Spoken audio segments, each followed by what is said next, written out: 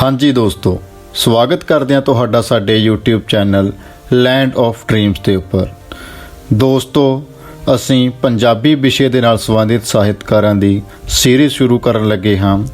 ਇਸ ਸੀਰੀਜ਼ ਦੇ ਵਿੱਚ ਸਭ ਤੋਂ ਪਹਿਲਾਂ ਅਸੀਂ ਚੜ੍ਹਦੇ ਅਤੇ ਲਹਿੰਦੇ ਪੰਜਾਬ ਦੀ ਮਸ਼ਹੂਰ ਸਾਹਿਤਕਾਰ ਅੰਮ੍ਰਿਤਾ ਪ੍ਰੀਤਮ ਜੀ ਦੇ ਬਾਰੇ ਚਰਚਾ ਕਰਾਂਗੇ। ਦੋਸਤੋ, ਅੰਮ੍ਰਿਤਾ ਪ੍ਰੀਤਮ ਜੀ ਨੇ ਆਪਣੀ ਜ਼ਿੰਦਗੀ ਦੇ ਵਿੱਚ ਕਰੀਬਨ 100 ਦੇ ਆਸ-ਪਾਸ ਕਿਤਾਬਾਂ ਲਿਖੀਆਂ, ਪਰ ਬਹੁਤ ਸਾਰੇ ਵਿਦਵਾਨਾਂ ਦਾ ਮੰਨਣਾ ਹੈ ਕਿ ਜੇਕਰ ਅੰਮ੍ਰਿਤਾ ਪ੍ਰੀਤਮ ਜੀ ਨੇ ਇਹ ਸਾਰੀਆਂ ਕਿਤਾਬਾਂ ਨਾ ਲਿਖੀਆਂ ਹੁੰਦੀਆਂ, ਇਹਨਾਂ ਦੀ ਬਜਾਏ ਉਹਨਾਂ ਨੇ ਜਿਹੜੀ ਇੱਕ ਕਵਿਤਾ 1948 ਦੇ ਵਿੱਚ ਦਿੱਲੀ ਤੋਂ ਦੇਹਰਾਦੂਨ ਨੂੰ ਜਾਂਦਿਆਂ ਰੇਲ ਗੱਡੀ ਦੇ ਵਿੱਚ 28 ਸਾਲ ਦੀ ਉਮਰ ਵਿੱਚ ਲਿਖੀ, ਤਾਂ ਉਹਨਾਂ ਨੇ ਸਾਹਿਤ ਦੀ ਦੁਨੀਆ ਦੇ ਵਿੱਚ ਅਮਰ ਹੀ ਰਹਿਣਾ ਸੀ। ਉਹ ਕਵਿਤਾ ਦਾ ਨਾਮ ਹੈ ਅੱਜ ਆਖਾਂ ਵਾਰਿਸ ਸ਼ਾਹ ਨੂੰ ਕਿਤੇ ਕਬਰਾਂ ਵਿੱਚੋਂ ਬੋਲ, ਤੇ ਅੱਜ ਕਿਤਾਬੇ ਇਸ਼ਕ ਦਾ ਕੋਈ ਅਗਲਾ ਵਰਕਾ ਫੋਲ। ਤਾਂ ਇਹ ਕਿਸਾਨ ਸੀ ਜਿਹੜੀ ਚੜ੍ਹਦੇ ਅਤੇ ਲਹਿੰਦੇ ਪੰਜਾਬ ਦੇ ਵਿੱਚ ਬਣੀ। ਤਾਂ ਇਹਦਾ ਜਿਹੜਾ ਲਿਖਣ ਦਾ ਮੁੱਖ ਕਾਰਨ ਬਣਿਆ ਕਿਉਂਕਿ ਅੰਮ੍ਰਿਤਾ ਪ੍ਰੀਤਮ ਜੀ ਪਹਿਲਾਂ ਸਾਡੇ ਪਾਕਿਸਤਾਨ ਦੇ ਵਿੱਚ ਰਹਿੰਦੇ ਸੀ, ਲਾਹੌਰ ਦੇ ਵਿੱਚ। ਤਾਂ 47 ਦੀ ਪਾਰਟੀਸ਼ਨ ਦੇ ਟਾਈਮ ਉਹਨਾਂ ਨੂੰ ਉੱਥੋਂ ਉੱਜੜ ਕੇ ਸਾਡੇ ਇੱਧਰ ਪੰਜਾਬ ਦੇ ਵਿੱਚ ਆਉਣਾ ਪਿਆ। ਜਦੋਂ ਉਹ ਆ ਕੇ ਇੱਥੇ ਦਿੱਲੀ ਦੇ ਵਿੱਚ ਰਹੇ ਤਾਂ ਉਹਨਾਂ ਨੇ ਆਪਣੀਆਂ ਅੱਖਾਂ ਦੇ ਨਾਲ ਬਹੁਤ ਸਾਰਾ ਦਰਦ ਸੀ ਜਿਹੜਾ ਉਹ ਦੇਖਿਆ। ਲੱਖਾਂ ਲੋਕ ਉੱਜੜਦੇ ਦੇਖੇ, ਲੱਖਾਂ ਔਰਤਾਂ ਸੀ ਜਿਹੜੀਆਂ ਉਹਨਾਂ ਦੀ ਇੱਜ਼ਤ ਲੁੱਟੀ ਜਾਂਦੀ ਦੇਖੀ। ਤਾਂ ਉਹਨਾਂ ਨੇ ਫਿਰ ਵਾਰਿਸ ਸ਼ਾਹ ਨੂੰ ਇੱਕ ਮਿਹਣਾ ਮਾਰਿਆ ਸੀਗਾ ਕਿ ਉਹਨਾਂ ਨੇ ਪਹਿਲਾਂ ਜੋ ਹੀਰ ਦੇ ਲਈ ਸ਼ਬਦ ਲਿਖੇ ਸੀ, ਤਾਂ ਉਸੇ ਤਰ੍ਹਾਂ ਦੇ ਕੁਝ ਸ਼ਬਦ ਨੇ ਜਿਹੜੇ ਅੱਜ ਇਹਨਾਂ ਲੱਖਾਂ ਧੀਆਂ ਦੇ ਲਈ ਵੀ ਲਿਖੇ ਜਾਣ। ਤਾਂ ਉਹਨਾਂ ਦੀ ਇਹ ਕਵਿਤਾ ਸੀ ਜਿਹੜੀ ਉਹ ਸਾਡੇ ਲਹਿੰਦੇ ਪੰਜਾਬ ਯਾਨੀ ਕਿ ਅੱਜ ਦੇ ਪਾਕਿਸਤਾਨ ਵਿੱਚ ਤੇ ਸਾਡੇ ਪੰਜਾਬ ਵਿੱਚ ਬਹੁਤ ਜ਼ਿਆਦਾ ਮਕਬੂਲ ਹੋਈ। ਇਸ ਤੋਂ ਬਾਅਦ ਅਸੀਂ ਜਿਹੜੀ ਕੋਸ਼ਿਸ਼ ਕਰਦੇ ਹਾਂ ਕਿ ਪਹਿਲਾਂ ਜਿਹੜੀ ਉਹਨਾਂ ਦੀ ਜ਼ਿੰਦਗੀ ਹੈ, ਉਹਨਾਂ ਦੀ ਲਾਈਫ ਹੈ, ਜਿਹੜੀ ਜੀਵਨੀ ਹੈ, ਉਹਦੇ ਬਾਰੇ ਥੋੜ੍ਹਾ ਜਿਹਾ ਡਿਸਕਸ ਕਰਾਂਗੇ। ਤੇ ਉਸ ਤੋਂ ਬਾਅਦ ਜਿਹੜਾ ਸਾਡਾ ਮੇਨ ਟੌਪਿਕ ਹੈ ਕਿ ਉਹਨਾਂ ਨੇ ਜਿਹੜੇ ਸਾਡੇ ਸਿਲੇਬਸ ਦੇ ਨਾਲ ਸੰਬੰਧਿਤ ਸਵਾਲ ਪੁੱਛੇ ਜਾ ਸਕਦੇ ਨੇ, ਉਹਨਾਂ ਸਵਾਲਾਂ ਦੇ ਉੱਪਰ ਆਵਾਂਗੇ। ਤਾਂ ਦੋਸਤੋ, ਸਭ ਤੋਂ ਪਹਿਲਾਂ ਤਾਂ ਜਿਹੜੇ ਅੰਮ੍ਰਿਤਾ ਪ੍ਰੀਤਮ ਜੀ ਸੀਗੇ, ਉਹਨਾਂ ਦਾ ਜਿਹੜੇ ਫਾਦਰ ਸੀਗੇ, ਉਹਨਾਂ ਦੇ ਮਾਤਾ ਪਿਤਾ ਸੀਗੇ, ਉਹ ਗੁਜਰਾਂਵਾਲੇ ਦੇ ਨੇੜੇ ਭਸੌੜ ਪਿੰਡ ਸੀ ਇੱਕ, ਉਹਦੇ ਵਿੱਚ ਪੜ੍ਹਾਉਂਦੇ ਸੀਗੇ, ਅਧਿਆਪਕ ਸੀਗੇ। ਉਹਨਾਂ ਦੇ ਪਿਤਾ ਦਾ ਨਾਮ ਕਰਤਾਰ ਸਿੰਘ ਹਿਤਕਾਰੀ ਅਤੇ ਮਾਤਾ ਦਾ ਨਾਮ ਰਾਜ ਕੌਰ ਸੀ। ਇੱਕ ਕਮਾਲ ਸੀ ਕਿ ਇਹਨਾਂ ਦੇ ਕੋਈ ਔਲਾਦ ਨਹੀਂ ਸੀ ਹੋਈ। ਤਾਂ ਇੱਕ ਦਿਨ ਕਿਹਾ ਜਾਂਦਾ ਕਿ ਉੱਥੋਂ ਦੇ ਸਕੂਲ ਦੇ ਵਿੱਚ ਗੁਰਦੁਆਰਾ ਸਾਹਿਬ ਦੇ ਵਿੱਚ ਅਰਦਾਸ ਕਰਵਾਈ ਗਈ। ਤਾਂ ਉਹਦੇ ਵਿੱਚ ਅਰਦਾਸ ਕਰਵਾਈ ਗਈ ਕਿ ਸਾਡੇ ਮਾਸਟਰ ਜੀ ਦੇ ਘਰ ਇੱਕ ਬੱਚੀ ਬਖਸ਼ੋ। ਤਾਂ ਹਾਲਾਂਕਿ ਉਸ ਪਿੰਡ ਵਿੱਚ ਇਹ ਕਿਹਾ ਗਿਆ ਕਿ ਲੋਕ ਨੇ ਜਿਹੜੇ ਉਹ ਪੁੱਤਰ ਦੀ ਦਾਤ ਮੰਗਦੇ ਨੇ, ਤਾਂ ਇਹ ਮਾਤਾ ਪਿਤਾ ਕੈਸੇ ਨੇ ਜਿਨ੍ਹਾਂ ਨੇ ਧੀ ਦੀ ਦਾਤ ਮੰਗੀ ਹੈ। ਤਾਂ ਉਹਨਾਂ ਦੇ ਜਿਹੜੇ ਮਾਤਾ ਪਿਤਾ ਸੀ, ਉਹਨਾਂ ਨੇ ਧੀ ਦੀ ਦਾਤ ਮੰਗੀ ਸੀਗੀ, ਗੁਰਦੁਆਰਾ ਸਾਹਿਬ ਦੇ ਵਿੱਚ ਅਰਦਾਸ ਕਰਵਾਈ ਸੀ ਜਿੱਥੇ ਉਹ ਪੜ੍ਹਾਉਂਦੇ ਸੀਗੇ। ਤਾਂ ਉਸ ਤੋਂ ਬਾਅਦ 31 ਅਗਸਤ 1919 ਨੂੰ ਉਹਨਾਂ ਦੇ ਘਰ ਇੱਕ ਛੋਟੀ ਜਿਹੀ ਬੱਚੀ ਜਨਮ ਲੈਂਦੀ ਹੈ। ਤਾਂ ਉਹਨਾਂ ਦੇ ਜਿਹੜੇ ਪਿਤਾ ਸੀਗੇ ਕਰਤਾਰ ਸਿੰਘ ਹਿਤਕਾਰੀ, ਉਹ ਸਾਹਿਤ ਦੇ ਵਿਦਵਾਨ ਸੀ। ਉਹ ਬਹੁਤ ਸਾਰੀਆਂ ਕਿਤਾਬਾਂ ਪੜ੍ਹਦੇ ਰਹਿੰਦੇ ਸੀ, ਖਾਸ ਕਰਕੇ ਧਾਰਮਿਕ ਕਿਤਾਬਾਂ। ਤਾਂ ਉਹਨਾਂ ਨੇ, ਇਹਨਾਂ ਦਾ ਨਾਮ ਸੀ ਜੋ ਅੰਮ੍ਰਿਤਾ ਜੀ ਦਾ, ਉਹ ਸੰਸਕ੍ਰਿਤ ਦਾ ਇੱਕ ਸ਼ਬਦ ਸੀਗਾ ਪਿਊਸ਼, ਉਹਦਾ ਸਮਾਨ ਅਰਥ ਪੰਜਾਬੀ ਸ਼ਬਦ ਲੱਭ ਕੇ ਅੰਮ੍ਰਿਤ ਨਾਮ ਰੱਖਿਆ ਸੀਗਾ। ਤਾਂ ਉਸ ਤੋਂ ਬਾਅਦ ਕਿਉਂਕਿ ਪੁਰਾਣੇ ਟਾਈਮ ਦੇ ਵਿੱਚ ਕੁੜੀਆਂ ਦੀ ਜਿਹੜੇ ਆ ਵਿਆਹ ਹੈ ਉਹ ਜਲਦੀ ਹੋ ਜਾਂਦਾ ਸੀਗਾ, ਤਾਂ ਇਸ ਕਰਕੇ ਅੰਮ੍ਰਿਤਾ ਜਦੋਂ 4 ਸਾਲਾਂ ਦੀ ਸੀ ਅਜੇ, ਤਾਂ ਉਹਨਾਂ ਦਾ ਵਿਆਹ ਸੀਗਾ ਜਿਹੜਾ ਉਹ ਉਹਨਾਂ ਨੇ ਆਪਣੀ ਜਾਣ ਪਛਾਣ ਦੇ ਪਰਿਵਾਰ ਦੇ ਵਿੱਚ ਇੱਕ ਮੁੰਡਾ ਸੀਗਾ ਪ੍ਰੀਤਮ ਸਿੰਘ ਕਵਾਤੜਾ, ਉਹਨਾਂ ਦੇ ਨਾਲ ਕੁੜਮਾਈ ਕਰ ਦਿੱਤੀ ਸੀ ਜਦੋਂ ਮਹਿਜ ਉਹ 4 ਸਾਲ ਦੇ ਸੀਗੇ। ਤਾਂ ਛੋਟੇ ਹੁੰਦਿਆਂ ਉਹਨਾਂ ਦੇ ਪਿਤਾ ਜੀ ਨੂੰ ਵੀ ਲਿਖਣ ਦਾ ਸ਼ੌਂਕ ਸੀਗਾ। ਤਾਂ ਉਹਨਾਂ ਦੇ ਪਿਤਾ ਜੀ ਇੱਕ ਦਿਨ ਕੋਈ ਕਵਿਤਾ ਲਿਖ ਰਹੇ ਸੀਗੇ। ਤਾਂ ਕਵਿਤਾ ਦੇ ਵਿੱਚ ਉਹ 1-2 ਤੁਕਾਂ ਸੀ ਜਿਨ੍ਹਾਂ ਨੂੰ ਉਹ ਜੋੜ ਨਹੀਂ ਪਾ ਰਹੇ ਸੀ। ਤਾਂ ਉਹ 2 ਤੁਕਾਂ ਸੀ ਜਿਹੜੀਆਂ ਉਹਨਾਂ ਨੂੰ ਲੈ ਕੇ ਪਰੇਸ਼ਾਨ ਹੋਏ ਸੀ। ਅੰਮ੍ਰਿਤਾ ਜੀ ਉਹਨਾਂ ਦੇ ਕੋਲ ਜਾਂਦੇ ਨੇ ਤਾਂ ਉਹ ਪੁੱਛਦੇ ਨੇ ਕਿ ਕੀ ਹੋਇਆ। ਤਾਂ ਉਹ ਦੱਸਦੇ ਨੇ ਕਿ ਉਹ 2 ਲਾਈਨਾਂ ਲਿਖ ਰਹੇ ਨੇ ਕਿ ਬੇੜਾ ਘੇਰਿਆ ਮੰਚ ਦੀ ਧਾਰ ਅੰਦਰ, ਲੋਕੀ ਆਖਦੇ ਨੇ ਇੱਥੇ ਥਾਂ ਕੋਈ ਨਹੀਂ। ਤਾਂ ਉਹ ਕਹਿੰਦੇ ਨੇ ਕਿ ਮੈਨੂੰ ਲੋਕੀ ਸ਼ਬਦ ਹੈ ਜੋ ਜੱਚ ਨਹੀਂ ਰਿਹਾ। ਤਾਂ ਫਿਰ ਉੱਥੇ ਅੰਮ੍ਰਿਤਾ ਜੀ ਨੇ ਜਿਹੜੇ ਉਹ ਇੱਕ ਸ਼ਬਦ ਉਹਦੀ ਜਗ੍ਹਾ 'ਤੇ ਸੁਜੈਸਟ ਕਰਦੇ ਨੇ ਕਿ ਤੁਸੀਂ ਇਹਦੀ ਜਗ੍ਹਾ 'ਤੇ ਤਾਰੂ ਸ਼ਬਦ ਹੈ ਜਿਹੜਾ ਉਹ ਯੂਜ਼ ਕਰੋ, ਜ਼ਿਆਦਾ ਵਧੀਆ ਰਹੇਗਾ। ਤਾਂ ਬਹੁਤ ਛੋਟੀ ਉਮਰ ਦੇ ਵਿੱਚ ਉਹ ਆਪਣੇ ਪਿਤਾ ਦੀ ਕਵਿਤਾ ਦੇ ਵਿੱਚ ਸੁਧਾਈ ਕਰਦੇ ਨੇ। ਤਾਂ ਉਹ ਜਿਹੜਾ ਉਹਨਾਂ ਦਾ ਪਿਤਾ ਹੈ ਉਹ ਵੀ ਉਹਨਾਂ ਤੋਂ ਬਹੁਤ ਜ਼ਿਆਦਾ ਆਕਰਸ਼ਿਤ ਹੁੰਦਾ। ਤਾਂ ਉਸ ਤੋਂ ਬਾਅਦ ਹਲੇ ਅੰਮ੍ਰਿਤਾ ਜੀ ਸੀ ਜਿਹੜੇ ਜਦੋਂ 10-11 ਕੁ ਵਰ੍ਹਿਆਂ ਦੇ ਸੀਗੇ, ਉਸ ਤੋਂ ਬਾਅਦ ਉਹਨਾਂ ਦੀ ਜਿਹੜੀ ਮਾਤਾ ਨੇ ਉਹ ਬਹੁਤ ਰਾਜ ਕੌਰ ਜ਼ਿਆਦਾ ਬਿਮਾਰ ਹੋ ਜਾਂਦੇ ਨੇ। ਤਾਂ ਬਿਮਾਰ ਹੋਣ ਤੋਂ ਬਾਅਦ ਉਹਨਾਂ ਦੇ ਮਾਸੀ ਜੀ ਆਉਂਦੇ ਨੇ, ਤਾਂ ਉਹ ਆ ਕੇ ਕਹਿੰਦੇ ਨੇ ਕਿ ਇਹਨਾਂ ਦੀ ਬਿਮਾਰੀ ਹੈ ਜਿਹੜੀ ਕੋਈ ਹੱਲ ਨਹੀਂ ਲੱਭ ਰਿਹਾ, ਤਾਂ ਤੁਸੀਂ ਪ੍ਰਮਾਤਮਾ ਅੱਗੇ ਅਰਦਾਸ ਕਰੋ ਕਿ ਇਹ ਠੀਕ ਠਾਕ ਹੋ ਜਾਣ। ਤਾਂ ਅੰਮ੍ਰਿਤਾ ਜੀ ਬਹੁਤ ਜ਼ਿਆਦਾ ਅਰਦਾਸਾਂ ਨੇ ਜਿਹੜੀਆਂ ਉਹ ਪ੍ਰਮਾਤਮਾ ਦੇ ਕੋਲੇ ਕਰਦੇ ਨੇ ਕਿ ਪ੍ਰਮਾਤਮਾ ਜਿਹੜਾ ਉਹ ਠੀਕ ਕਰੇਗਾ। ਪਰ ਐਂਡ 'ਚ ਉਹਨਾਂ ਦੀ ਡੈਥ ਹੋ ਜਾਂਦੀ ਹੈ। ਤਾਂ ਉਹਨਾਂ ਦੀ ਡੈਥ ਤੋਂ ਬਾਅਦ ਜਿਹੜਾ ਅੰਮ੍ਰਿਤਾ ਜੀ ਦਾ ਰੱਬ ਤੋਂ ਵਿਸ਼ਵਾਸ ਹੈ ਉਹ ਵੀ ਉੱਠ ਜਾਂਦਾ। ਤਾਂ ਉਹ ਰੋਜ਼ ਦਾ ਜਿਹੜਾ ਨਿਤਨੇਮ ਪਹਿਲਾਂ ਪਾਠ ਕਰਦੇ ਸੀ, ਉਹ ਪਾਠ ਕਰਨਾ ਵੀ ਛੱਡ ਜਾਂਦੇ ਨੇ। ਤਾਂ ਉਹਨਾਂ ਦੇ ਪਿਤਾ ਜੀ ਪੁੱਛਦੇ ਨੇ ਕਿ ਪਾਠ ਕਿਉਂ ਨਹੀਂ ਕਰਦੇ, ਤਾਂ ਉਹ ਕਹਿੰਦੇ ਨੇ ਕਿ ਰੱਬ ਕੋਈ ਨਹੀਂ ਹੁੰਦਾ। ਤਾਂ ਉਹਦੇ ਪਿਤਾ ਜੀ ਕਹਿੰਦੇ ਨੇ ਕਿ ਰੱਬ ਕਿਉਂ ਨਹੀਂ ਹੁੰਦਾ, ਰੱਬ ਹੁੰਦਾ, ਤੂੰ ਐਵੇਂ ਨਾ ਕਹਿ। ਉਹ ਕਹਿੰਦੀ ਹੈ ਕਿ ਨਹੀਂ ਹੁੰਦਾ। ਤਾਂ ਉਹ ਕਹਿੰਦਾ ਤੂੰ ਇਹ ਕਿਵੇਂ ਕਹਿ ਸਕਦੀ ਹੈ ਕਿ ਨਹੀਂ ਹੁੰਦਾ। ਤਾਂ ਉਹ ਕਹਿੰਦੇ ਕਿ ਜੇ ਉਹ ਰੱਬ ਹੁੰਦਾ ਤਾਂ ਮੈਂ ਅਰਦਾਸ ਕੀਤੀ ਸੀ ਕਿ ਮੇਰੇ ਮਾਤਾ ਜੀ ਨੂੰ, ਮੰਮੀ ਨੂੰ ਕੁਛ ਨਾ ਹੋਵੇ, ਤਾਂ ਉਹ ਜ਼ਰੂਰ ਮੇਰੀ ਸੁਣਦਾ। ਤਾਂ ਇਸ ਤੋਂ ਬਾਅਦ ਫਿਰ ਕੀ ਹੈ ਕਿ ਉਹ ਮਾਤਾ ਪਿਤਾ 'ਚ ਆਪਣੀ ਅੰਮ੍ਰਿਤਾ ਜੀ ਤੇ ਉਹਨਾਂ ਦੇ ਪਿਤਾ 'ਚ ਥੋੜ੍ਹਾ ਬਹੁਤ ਤਕਰਾਰ ਹੈ ਜਿਹੜਾ ਉਹ ਵੀ ਰਹਿਣ ਲੱਗ ਜਾਂਦਾ। ਪਰ ਹੁਣ ਉਸ ਤੋਂ ਬਾਅਦ ਜਿਹੜੇ ਉਹਨਾਂ ਦੇ ਪਿਤਾ ਜੀ ਨੇ ਉਹ ਜ਼ਿਆਦਾ ਟਾਈਮ ਸਾਹਿਤ ਦੇ ਵਿੱਚ ਰੁੱਝੇ ਰਹਿੰਦੇ ਨੇ, ਤਾਂ ਉਹ ਅੰਮ੍ਰਿਤਾ ਦੇ ਨਾਲ ਬਹੁਤ ਘੱਟ ਗੱਲਾਂ ਕਰਦੇ ਨੇ। ਤਾਂ ਉਹਨਾਂ ਦੇ ਪਿਤਾ ਅੰਤਰਮੁਖੀ ਸੁਭਾਅ ਦੇ ਨੇ ਤੇ ਅੰਮ੍ਰਿਤਾ ਕੋਲ ਗੱਲਾਂ ਕਰਨ ਵਾਸਤੇ ਕੋਈ ਵੀ ਨਹੀਂ ਹੈ। ਤਾਂ ਹੁਣ ਉਹਨਾਂ ਦੇ ਮਾਤਾ ਜੀ ਸੀ ਜਿਹੜੇ, ਉਹਨਾਂ ਦੀ ਡੈਥ ਹੋਣ ਤੋਂ ਬਾਅਦ ਅੰਮ੍ਰਿਤਾ ਜੀ ਨੇ ਜਿਹੜੇ ਉਹ ਰਾਤ ਨੂੰ ਸਾਰਾ ਦਿਨ ਜਾਗ ਕੇ ਅਸਮਾਨ ਵੱਲ ਵੇਖੀ ਜਾਣਾ ਜਾਂ ਚੰਦ ਨੂੰ ਦੇਖੀ ਜਾਣਾ। ਤਾਂ ਉਹਨਾਂ ਨੇ ਕੀ ਹੈ ਇੱਕ ਕਲਪਨਾ ਦੇ ਵਿੱਚ ਇੱਕ ਨਾਮ ਤਿਆਰ ਕੀਤਾ ਕਿ ਉਹ ਜਿਵੇਂ ਸੋਚਦੇ ਸੀਗੇ ਕਿ ਚੰਦ ਦੇ ਉੱਪਰ ਮੇਰੀ ਮਾਂ ਦਾ ਨਾਮ ਲਿਖਿਆ ਹੋਇਆ ਰਾਜ। ਤਾਂ ਰਾਜ ਤੋਂ ਉਹਨਾਂ ਨੇ ਇੱਕ ਕਾਲਪਨਿਕ ਨਾਮ ਬਣਾਇਆ ਰਾਜਨ। ਤਾਂ ਉਹ ਰਾਜਨ ਦੇ ਲਈ ਕਵਿਤਾਵਾਂ ਲਿਖਣੀਆਂ ਸ਼ੁਰੂ ਕੀਤੀਆਂ। ਤਾਂ ਉਹ ਰਾਜਨ ਸੀ ਜਿਹੜਾ ਉਹਦੇ ਲਈ ਇੱਕ ਕਵਿਤਾ ਲਿਖ ਕੇ ਜਦੋਂ ਸਕੂਲ ਜਾ ਰਹੇ ਸੀ ਤਾਂ ਉਹਨਾਂ ਦੇ ਪਿਤਾ ਨੂੰ ਵੀ ਪਤਾ ਲੱਗਦਾ ਕਿ ਉਹਦੇ ਕੋਲ ਕੋਈ ਕਵਿਤਾ ਲਿਖੀ ਹੋਈ ਹੈ। ਤਾਂ ਉਹ ਕਵਿਤਾ ਪੜ੍ਹ ਕੇ ਉਹਨਾਂ ਨੂੰ ਥੋੜ੍ਹਾ ਤਾੜਨਾ ਵੀ ਕਰਦੇ ਨੇ ਕਿਉਂਕਿ ਉਹ ਜਿਹੜੀ ਕਵਿਤਾ ਉਹਨਾਂ ਦੀ ਉਹਦੇ ਉੱਪਰ ਰੋਮਾਂਸਵਾਦ ਹੈ ਜਿਹੜਾ ਉਹ ਜ਼ਿਆਦਾ ਭਾਰੂ ਹੁੰਦਾ। ਫਿਰ ਉਸ ਤੋਂ ਬਾਅਦ ਲਗਭਗ 1933 ਦੇ ਵਿੱਚ ਅੰਮ੍ਰਿਤਾ ਪ੍ਰੀਤਮ ਜੀ ਜਿਹੜੀ ਗਿਆਨੀ ਦੀ ਪ੍ਰੀਖਿਆ ਉਹ ਅੱਵਲ ਦਰਜੇ 'ਚ ਪਾਸ ਕਰਦੇ ਨੇ। ਉਸ ਤੋਂ ਬਾਅਦ ਉਹਨਾਂ ਦੇ ਜਿਹੜੀ ਪਤਨੀ ਦੀ ਮੌਤ ਹੋਣ ਤੋਂ ਬਾਅਦ ਜਿਹੜੇ ਕਰਤਾਰ ਸਿੰਘ ਹਿਤਕਾਰੀ ਸੀਗੇ ਉਹ ਲਾਹੌਰ ਦੇ ਵਿੱਚ ਆ ਕੇ ਰਹਿਣਾ ਸ਼ੁਰੂ ਕਰ ਲੈਂਦੇ ਨੇ। ਤਾਂ ਲਗਭਗ 14 ਵਰ੍ਹਿਆਂ ਦੀ ਉਮਰ ਦੇ ਵਿੱਚ ਜਿਹੜੇ ਆਪਣੇ ਸਾਡੇ ਰਵਿੰਦਰਨਾਥ ਟੈਗੋਰ ਜੀ ਸੀਗੇ ਉਹ ਵੀ ਲਾਹੌਰ ਦੇ ਵਿੱਚ ਆਉਂਦੇ ਨੇ। ਤੇ ਪਹਿਲੀ ਵਾਰੀ ਅੰਮ੍ਰਿਤਾ ਪ੍ਰੀਤਮ ਜੀ, ਪਹਿਲੀ ਤੇ ਆਖਰੀ ਵਾਰੀ ਲਗਭਗ ਉਹ ਅੰਮ੍ਰਿਤਾ ਪ੍ਰੀਤਮ ਜੀ ਉਹਨਾਂ ਨੂੰ ਮਿਲਦੇ ਨੇ ਤੇ ਆਸ਼ੀਰਵਾਦ ਪ੍ਰਾਪਤ ਕਰਦੇ ਨੇ ਉਹਨਾਂ ਤੋਂ, ਰਵਿੰਦਰਨਾਥ ਟੈਗੋਰ ਜੀ ਤੋਂ ਲਾਹੌਰ ਦੇ ਵਿਖੇ। ਤਾਂ ਹੁਣ ਇੱਥੇ ਇੱਕ ਪ੍ਰੋਬਲਮ ਆਉਂਦੀ ਹੈ ਕਿ ਅੰਮ੍ਰਿਤਾ ਜੀ ਨੇ ਜਿਹੜੇ ਉਹ ਬਿਲਕੁਲ ਕੱਲੇ ਰਹਿ ਜਾਂਦੇ ਨੇ ਕਿਉਂਕਿ ਉਹਨਾਂ ਨਾਲ ਗੱਲਬਾਤ ਸ਼ੇਅਰ ਕਰਨ ਦੇ ਲਈ ਕੋਈ ਵੀ ਨਹੀਂ ਹੁੰਦਾ ਕਿਉਂਕਿ ਉਹਨਾਂ ਦੇ ਪਿਤਾ ਨੇ ਜਿਹੜੇ ਉਹ ਮੋਸਟ ਆਫ ਦਾ ਟਾਈਮ ਹੈ ਜਿਹੜਾ ਉਹ ਸਾਹਿਤ ਦੇ ਵਿੱਚ ਹੀ ਰੁੱਝੇ ਰਹਿੰਦੇ ਨੇ। ਅੰਮ੍ਰਿਤਾ ਜੀ ਇੱਥੋਂ ਤੱਕ ਕਹਿੰਦੇ ਨੇ ਕਿ ਮੈਨੂੰ ਲੱਗਦਾ ਕਿ ਮੈਂ ਘਰ ਦੀਆਂ ਕਿਤਾਬਾਂ 'ਚ ਇੱਕ ਕਿਤਾਬ ਵਾਂਗ ਪਈ ਰਹਿੰਦੀ ਹਾਂ ਜਿਹਦੇ ਕਿ ਵਰਕੇ ਨੇ ਜਿਹੜੇ ਉਹ ਖਾਲੀ ਨੇ।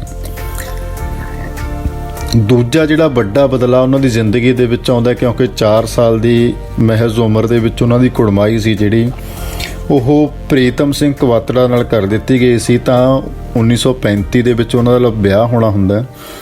ਤਾਂ ਉਦੋਂ ਉਹਨਾਂ ਦੀ ਉਮਰ ਹੈ ਜਿਹੜੀ ਉਹ ਲਗਭਗ 16 ਸਾਲ ਹੁੰਦੀ ਹੈ। ਤਾਂ ਉਹ 16ਵਾਂ ਸਾਲ ਹੈ ਜਿਹੜਾ ਉਹਦੇ ਬਾਰੇ ਅੰਮ੍ਰਿਤਾ ਪ੍ਰੀਤਮ ਜੀ ਕਹਿੰਦੇ ਨੇ ਕਿ ਇਹ ਜਿਹੜਾ ਮੇਰਾ 16ਵਾਂ ਸਾਲ ਹੈ ਆਪਣੀ ਅਖੀਰਲੀ ਉਮਰ ਦੇ ਵਿੱਚ ਕਹਿੰਦੇ ਨੇ ਕਿ ਮੇਰਾ 16ਵਾਂ ਸਾਲ ਅੱਜ ਵੀ ਮੇਰੇ ਹਰ ਬਰੇ ਵਿੱਚ ਸ਼ਾਮਿਲ ਹੈ। ਸਿਰਫ ਹੁਣ ਇਹਦਾ ਮੂੰਹ ਹੈ ਅਜਨਬੀ ਨਹੀਂ ਰਿਹਾ, ਸਭ ਤੋਂ ਵੱਧ ਪਛਾਣ ਵਾਲਾ ਹੋ ਗਿਆ ਹੈ। ਹੁਣ ਵੀ ਆਲੇ ਦੁਆਲੇ ਦਾ ਸਭ ਕੁਝ ਤਨ ਦੇ ਕੱਪੜਿਆਂ ਵਾਂਗ ਰੂਹ ਨੂੰ ਭੀੜਾ ਲੱਗਦਾ ਹੈ। ਹੋਂਠ ਜ਼ਿੰਦਗੀ ਦੀ ਪਿਆਸ ਨਾਲ ਖੁਸ਼ਕ ਹੋ ਜਾਂਦੇ ਹਨ। ਅਸਮਾਨ ਦੇ ਤਾਰਿਆਂ ਨੂੰ ਹੱਥ ਨਾਲ ਛੂਹਣ ਤੇ ਜੀ ਕਰਦਾ ਹੈ ਤੇ ਕੋਈ ਬੇਇਨਸਾਫੀ ਭਾਵੇਂ ਦੁਨੀਆ ਵਿੱਚ ਕਿਤੇ ਕਿਸੇ ਨਾਲ ਵੀ ਵਾਪਰੇ ਉਹਦੇ ਖਿਲਾਫ ਮੇਰੇ ਸਾਹਾਂ ਵਿੱਚ ਅੱਗ ਸੁਲਗ ਪੈਂਦੀ ਹੈ। ਤੇ ਇਹਦਾ ਵੱਡਾ ਕਾਰਨ ਸੀਗਾ ਕਿ ਅੰਮ੍ਰਿਤਾ ਪ੍ਰੀਤਮ ਜੀ ਸੀ ਜਿਹੜੇ ਉਹ ਮਾਨਸਿਕ ਤੌਰ ਤੇ ਵਿਆਹ ਕਰਾਉਣ ਲਈ ਉਹਨਾਂ ਦੇ ਨਾਲ ਤਿਆਰ ਨਹੀਂ ਸੀਗੇ। ਪਰ ਕਿਉਂਕਿ ਉਹਨਾਂ ਦੇ ਪਰਿਵਾਰ ਵੱਲੋਂ ਜੋ ਵੀ ਰਸਮ ਰਿਵਾਜ ਸੀਗੇ ਕੀਤੇ ਗਏ ਸੀ ਜਾਂ ਸਮਾਜਿਕ ਕਾਨੂੰਨ ਸੀ ਉਹਨਾਂ ਦੇ ਤਹਿਤ ਉਹਨਾਂ ਦਾ ਜਿਹੜਾ ਵਿਆਹ ਸੀ ਉਹ ਪ੍ਰੀਤਮ ਸਿੰਘ ਕਵਾਤੜਾ ਨਾਲ ਕਰ ਦਿੱਤਾ ਗਿਆ। ਤਾਂ ਉਹਨਾਂ ਦਾ ਕਹਿਣਾ ਸੀਗਾ ਕਿ ਉਹਨਾਂ ਦੀ ਰੂਹ ਸੀ ਜਿਹੜੀ ਉਹ ਕਦੇ ਵੀ ਉਹਨਾਂ ਦੇ ਨਾਲ ਨਹੀਂ ਮਿਲੀ, ਜਿਸਮ ਭਾਵੇਂ ਉਹਨਾਂ ਦੇ ਮਿਲ ਗਏ। ਤਾਂ ਜਿਹੜਾ ਉਹਨਾਂ ਨੇ ਇੱਕ ਰਾਜਨ ਛੋਟੀ ਜਿਹੀ ਉਮਰ ਦੇ ਵਿੱਚ ਇੱਕ ਕਾਲਪਨਿਕ ਹੀਰੋ ਆਪਣਾ ਤਿਆਰ ਕੀਤਾ ਸੀ ਉਹ ਕਿਤੇ ਨਾ ਕਿਤੇ ਉਹਦੀ ਭਾਲ ਦੇ ਵਿੱਚ ਲੱਗੇ ਰਹੇ। ਤਾਂ ਲਗਾਤਾਰ ਉਹਨਾਂ ਨੇ ਆਪਣੀਆਂ ਜਿਹੜੀਆਂ ਕਵਿਤਾਵਾਂ ਸੀਗੀਆਂ ਉਹ ਲਿਖਣੀਆਂ ਜਾਰੀ ਰੱਖੀਆਂ। ਤਾਂ ਤਾਂ ਲਗਭਗ 1936 ਤੋਂ 43 ਦੇ ਵਿੱਚ ਜਿਹੜੀਆਂ ਉਹਨਾਂ ਨੇ ਕਿਤਾਬਾਂ ਲਿਖੀਆਂ ਸੀਗੀਆਂ, ਕਵਿਤਾਵਾਂ ਲਿਖੀਆਂ ਸੀ, ਉਹਨਾਂ ਦੇ ਰਾਹੀਂ ਉਹਨਾਂ ਨੇ ਬਹੁਤ ਸਾਰੀਆਂ ਕਿਤਾਬਾਂ ਸੀ ਜਿਹੜੀਆਂ ਉਹ ਛਪਵਾਉਣੀਆਂ ਸ਼ੁਰੂ ਕਰ ਲਈਆਂ, ਜਿਵੇਂ ਠੰਡੀਆਂ ਕਿਰਨਾਂ ਸੀ, ਅੰਮ੍ਰਿਤ ਲਹਿਰਾਂ ਸੀ, ਬੱਦਲਾਂ ਦੀ ਲਾਲੀ, ਸਾਂਝ ਦੀ ਲਾਲੀ। ਤਾਂ ਐਵੇਂ ਉਹਨਾਂ ਨੇ ਬਹੁਤ ਸਾਰੀਆਂ ਸੀ ਜਿਹੜੀਆਂ ਕਵਿਤਾ ਦੀਆਂ ਕਿਤਾਬਾਂ ਉਹ ਲਿਖਣੀਆਂ ਸ਼ੁਰੂ ਕਰ ਲਈਆਂ। ਉਸ ਤੋਂ ਬਾਅਦ ਇੱਕ ਉਹਨਾਂ ਦੀ ਜ਼ਿੰਦਗੀ ਦੇ ਵਿੱਚ ਜਿਹੜੀ ਅਸੀਂ ਟਾਈਟਲ ਦੇ ਉੱਪਰ ਫੋਟੋ ਲਾਈ ਹੋਈ ਹੈ, ਤਾਂ ਉਹਨਾਂ ਦੀ ਜ਼ਿੰਦਗੀ ਦੇ ਵਿੱਚ ਇੱਕ ਵੱਡਾ ਜਿਹੜਾ ਉਹ ਬਦਲਾਅ ਆਉਂਦਾ ਹੈ ਜਦੋਂ ਉਹ ਪਹਿਲੀ ਵਾਰ ਸਾਹਿਰ ਲੁਧਿਆਣਵੀ ਨੂੰ ਮਿਲਦੇ ਨੇ। ਤਾਂ ਜਦੋਂ ਉਹ ਲਾਹੌਰ ਦੇ ਵਿੱਚ ਰਹਿੰਦੇ ਹੁੰਦੇ ਨੇ ਤਾਂ ਉਦੋਂ ਪ੍ਰੀਤ ਨਗਰ ਹੈ ਜਿਹੜਾ, ਪ੍ਰੀਤ ਨਗਰ ਦੇ ਵਿੱਚ ਇੱਕ ਮੇਲਾ ਲੱਗਦਾ ਹੁੰਦਾ ਸੀ। ਤਾਂ ਉੱਥੇ ਜਿਹੜੇ ਵੱਖੋ ਵੱਖਰੇ ਸਾਹਿਤਕਾਰ ਕਵੀ ਆ ਕੇ ਆਪਣੀਆਂ ਨਜ਼ਮਾਂ ਜਾਂ ਕਵਿਤਾ ਸੀ ਜਿਹੜੀ ਉਹ ਪੜ੍ਹਦੇ ਸੀ। ਤਾਂ ਉੱਥੇ ਅੰਮ੍ਰਿਤਾ ਜੀ ਸੀ ਜਿਹੜੇ, ਉਹਨਾਂ ਨੇ ਵੀ ਆਪਣੀ ਇੱਕ ਕਵਿਤਾ ਸੀ ਜਿਹੜੀ ਇੱਕ ਨਜ਼ਮ ਸੀ ਉਹ ਪੜ੍ਹੀ ਸੀਗੀ, ਅਤੇ ਉਹ ਗੁਰਬਖਸ਼ ਸਿੰਘ ਪ੍ਰੀਤ ਲੜੀ ਜੀ ਦੇ ਘਰ ਰੁਕੇ ਸੀਗੇ। ਤਾਂ ਉਹਨਾਂ ਦੀ ਜਿਹੜੀ ਕਵਿਤਾ ਪੜ੍ਹੀ ਸੀ ਉਹਨਾਂ ਨੇ ਉਹ ਪੜ੍ਹੀ ਸੀ ਬੰਗਾਲ ਦੇ ਕਾਲ ਪੀੜਤਾਂ 'ਤੇ। ਤਾਂ ਲਗਭਗ ਸਾਰੇ ਜਿੰਨੇ ਵੀ ਸਰੋਤੇ ਆਏ ਸੀ ਉਹਨਾਂ ਤੋਂ ਬਹੁਤ ਦਾਦ ਮਿਲੀ ਸੀ ਉਹਨਾਂ ਨੂੰ। ਅਤੇ ਉੱਥੇ ਹੀ ਸਾਹਿਰ ਲੁਧਿਆਣਵੀ ਦੀ ਆਵਾਜ਼ ਉਹਨਾਂ ਨੇ ਪਹਿਲੀ ਵਾਰੀ ਸੁਣੀ ਸੀ। ਤਾਂ ਜਦੋਂ ਉਹਨਾਂ ਨੇ ਪਹਿਲੀ ਵਾਰ ਸਾਹਿਰ ਲੁਧਿਆਣਵੀ, ਕਿਉਂਕਿ ਉਦੋਂ ਸਾਹਿਰ ਲੁਧਿਆਣਵੀ ਸੀ ਜਿਹੜੇ ਉਹ ਬਹੁਤ ਜ਼ਿਆਦਾ ਮਸ਼ਹੂਰ ਹੋ ਚੁੱਕੇ ਸੀਗੇ ਉਰਦੂ ਦੀ ਸ਼ਾਇਰੀ ਦੇ ਵਿੱਚ। ਤਾਂ ਉਹ ਕਹਿੰਦੇ ਨੇ ਕਿ ਜਦੋਂ ਪਹਿਲੀ ਵਾਰੀ ਮੈਂ ਸਿਰਫ ਉਹਨਾਂ ਦੀ ਆਵਾਜ਼ ਸੁਣੀ, ਅੰਮ੍ਰਿਤਾ ਪ੍ਰੀਤਮ ਜੀ ਲਿਖਦੇ ਨੇ ਕਿ ਜਦੋਂ ਮੈਂ ਉਹਨਾਂ ਦੀ ਸਿਰਫ ਆਵਾਜ਼ ਸੁਣੀ ਸੀ ਤਾਂ ਜਾਪਿਆ ਜਿਹੜੀ ਪੌਣ ਵਿੱਚ ਉਹਦੀ ਆਵਾਜ਼ ਰਲ ਗਈ ਸੀ ਉਹ ਪੌਣ ਵਿੱਚੋਂ ਮਹਿਕ ਆਉਣ ਲੱਗ ਪਈ। ਪਤਾ ਨਹੀਂ ਕਿਹੜੇ ਕਾਲੀਦਾਸ ਨੇ ਅਚਾਨਕ ਮੇਘ ਭੇਜ ਦਿੱਤੇ ਜੋ ਪੂਰੇ ਦੇ ਪੂਰੇ 2 ਦਿਨ ਤੇ 2 ਰਾਤਾਂ ਬਰਸਦੇ ਰਹੇ। ਤਾਂ ਇਸ ਤਰ੍ਹਾਂ ਜਿਹੜਾ ਉਹਨਾਂ ਦਾ ਬਚਪਨ ਦਾ ਇੱਕ ਕਾਲਪਨਿਕ ਹੀਰੋ ਸੀ ਰਾਜਨ, ਤਾਂ ਉਹ ਉਹਨਾਂ ਨੂੰ ਲੱਗਿਆ ਕਿ ਕਿਤੇ ਨਾ ਕਿਤੇ ਉਹ ਸ਼ਾਇਰ ਲੁਧਿਆਣਵੀ ਹੈ। ਤਾਂ ਉਹਨਾਂ ਦਾ, ਕਿਉਂਕਿ ਹਲੇ ਉਹਨਾਂ ਦਾ ਵਿਆਹ ਸੀ ਜਿਹੜਾ 1935 ਦੇ ਵਿੱਚ ਪ੍ਰੀਤਮ ਸਿੰਘ ਕਵਾਤੜਾ ਦੇ ਨਾਲ ਹੋ ਚੁੱਕਿਆ ਸੀ, ਤਾਂ ਸਮਾਜ ਦੇ ਡਰੋਂ ਉਹ ਖੁੱਲ੍ਹ ਕੇ ਆਪਣਾ ਜੋ ਇਜ਼ਹਾਰ ਸੀ ਉਹ ਸਾਹਿਰ ਨੂੰ ਵੀ ਨਹੀਂ ਕਰ ਸਕਦੇ ਸੀ। ਤਾਂ ਕਹਿੰਦੇ ਨੇ ਕਿ ਹੌਲੀ ਹੌਲੀ ਉਹਨਾਂ ਦੀਆਂ ਮੁਲਾਕਾਤਾਂ ਨੇ ਜਿਹੜੀਆਂ ਉਹ ਵਧਣ ਲੱਗੀਆਂ, ਆਪਸ ਦੇ ਵਿੱਚ ਇੱਕ ਦੂਸਰੇ ਨੂੰ ਮਿਲਣਾ ਸ਼ੁਰੂ ਕੀਤਾ। ਤਾਂ ਸਾਹਿਰ ਵੀ ਸੀ ਜੋ ਉਹ ਵੀ ਥੋੜ੍ਹਾ ਬਹੁਤ ਅੰਦਰੋਂ ਅੰਦਰ ਹੀ ਚਾਹੁੰਦੇ ਸੀ, ਪਰ ਕਦੇ ਵੀ ਉਹ ਖੁੱਲ੍ਹ ਕੇ ਇਜ਼ਹਾਰ ਨਹੀਂ ਕਰ ਸਕੇ। ਅੰਮ੍ਰਿਤਾ ਪ੍ਰੀਤਮ ਕਹਿੰਦੇ ਨੇ ਕਿ ਅਸਲ ਦੇ ਵਿੱਚ ਮੈਨੂੰ ਸਾਹਿਰ ਕਦੇ ਮਿਲਦਾ ਹੀ ਨਹੀਂ ਸੀ, ਉਹਦੀ ਚੁੱਪੀ ਮਿਲਦੀ ਸੀ। ਤਾਂ ਕਦੇ ਉਹ ਕਹਿੰਦੀ ਹੈ ਕਿ ਸਮਾਜ ਦੇ ਜੋ ਕਾਨੂੰਨ ਸੀਗੇ ਤਾਂ ਉਹਨਾਂ ਦੇ ਡਰੋਂ ਕਦੇ ਉਹਨਾਂ ਨੇ ਉਹਨੂੰ ਛੋਹ ਕੇ ਵੀ ਨਹੀਂ ਦੇਖਿਆ, ਪਰ ਜੋ ਸਾਹਿਰ ਸੀ ਜੋ ਉਹ ਉਹਨਾਂ ਦੇ ਘਰ ਆਉਂਦਾ ਤਾਂ ਉਹ ਸਿਗਰਟ ਬਾਲ ਕੇ ਰੱਖ ਜਾਂਦਾ। ਤਾਂ ਸਿਗਰਟਾਂ ਬਾਲ ਕੇ ਰੱਖਣ ਤੋਂ ਬਾਅਦ ਜਿਹੜੀ ਸਿਗਰਟ ਬਚ ਜਾਂਦੀ ਸੀ, ਅੰਮ੍ਰਿਤਾ ਪ੍ਰੀਤਮ ਜੀ ਉਹਨਾਂ ਨੂੰ ਇਕੱਠੇ ਕਰਕੇ ਰੱਖਦੇ। ਤਾਂ ਇਕੱਠੇ ਕਰਨ ਤੋਂ ਬਾਅਦ ਜਦੋਂ ਸਾਹਿਰ ਚਲਾ ਜਾਂਦਾ ਤਾਂ ਉਹਨਾਂ ਦੇ ਉਹ ਕਸ਼ ਖਿੱਚਦੇ ਅਤੇ ਉਹਨਾਂ ਨੂੰ ਐਵੇਂ ਲੱਗਦਾ ਕਿ ਜਿਵੇਂ ਉਹ ਸਾਹਿਰ ਲੁਧਿਆਣਵੀ ਦੇ ਹੱਥਾਂ 'ਚ ਹੱਥ ਪਾ ਕੇ ਬੈਠੇ ਹੋਣ। ਤਾਂ ਸ਼ਾਇਦ ਜਿਹੜੀ ਸਿਗਰਟ ਪੀਣ ਦੀ ਪਹਿਲਾਂ ਆਦਤ ਸੀ ਉਹ ਵੀ ਉਹਨਾਂ ਨੂੰ ਉੱਥੋਂ ਹੀ ਪਈ। ਤਾਂ ਸਾਹਿਰ ਲੁਧਿਆਣਵੀ ਦੇ ਨਾਲ ਥੋੜ੍ਹਾ ਬਹੁਤ ਉਹਨਾਂ ਦਾ ਐਵੇਂ ਮੁਲਾਕਾਤਾਂ ਸੀ ਜਿਹੜੀਆਂ ਉਹ ਚੱਲਦੀਆਂ ਰਹੀਆਂ। ਤਾਂ ਉਸ ਤੋਂ ਬਾਅਦ ਸਾਡਾ ਜਿਹੜਾ ਵੱਡੀ ਇੱਕ ਤਰਾਸ਼ਦੀ ਸੀ 1947 ਵਾਲੀ ਜਿਹੜਾ ਪਾਰਟੀਸ਼ਨ ਸੀ, ਜਦੋਂ ਭਾਰਤ ਨੇ ਆਜ਼ਾਦ ਹੋਣਾ ਸੀ, ਤਾਂ ਵੱਡੀ ਇੱਕ ਤਰਾਸ਼ਦੀ ਵਾਪਰੀ ਕਿ ਜੋ ਲਹਿੰਦਾ ਤੇ ਚੜ੍ਹਦਾ ਪੰਜਾਬ ਸੀ ਉਹ ਵੱਖੋ ਵੱਖਰੇ ਹੋ ਗਏ। ਤਾਂ ਅੰਮ੍ਰਿਤਾ ਪ੍ਰੀਤਮ ਜੀ ਜਿਹੜੇ ਲਾਹੌਰ ਰਹਿੰਦੇ ਸੀ ਉਹਨਾਂ ਨੂੰ ਸਾਰਾ ਕੁਝ ਛੱਡ ਛੜਾ ਕੇ ਇੱਧਰ ਆਉਣਾ ਪਿਆ ਸਾਡੇ ਭਾਰਤ ਵਾਲੀ ਸਾਈਡ 'ਤੇ ਆ ਕੇ। ਉਹਨਾਂ ਨੇ ਦੇਹਰਾਦੂਨ ਤੇ ਫਿਰ ਦਿੱਲੀ ਦੇ ਵਿੱਚ ਆਪਣਾ ਡੇਰਾ ਕੀਤਾ। ਤਾਂ ਉੱਥੋਂ ਜਿਹੜੀਆਂ ਉਹਨਾਂ ਦੀਆਂ ਬਹੁਤ ਸਾਰੀਆਂ ਕਿਤਾਬਾਂ ਲਿਖੀਆਂ ਹੋਈਆਂ ਸੀ ਉਹ ਉਹਨਾਂ ਦੀਆਂ ਕਿਤੇ ਨਾ ਕਿਤੇ ਉੱਥੇ ਹੀ ਰਹਿ ਗਿਆ ਸੀ, ਬਹੁਤ ਜ਼ਿਆਦਾ ਸਮਾਨ, ਪਰ ਫਿਰ ਵੀ ਉਹ ਜਿੰਨਾ ਕੁ ਉਹਨਾਂ ਤੋਂ ਸਮੇਟਿਆ ਗਿਆ ਉਹ ਲੈ ਕੇ ਇੱਥੇ ਨਾਲ ਆ ਗਏ ਸੀਗੇ।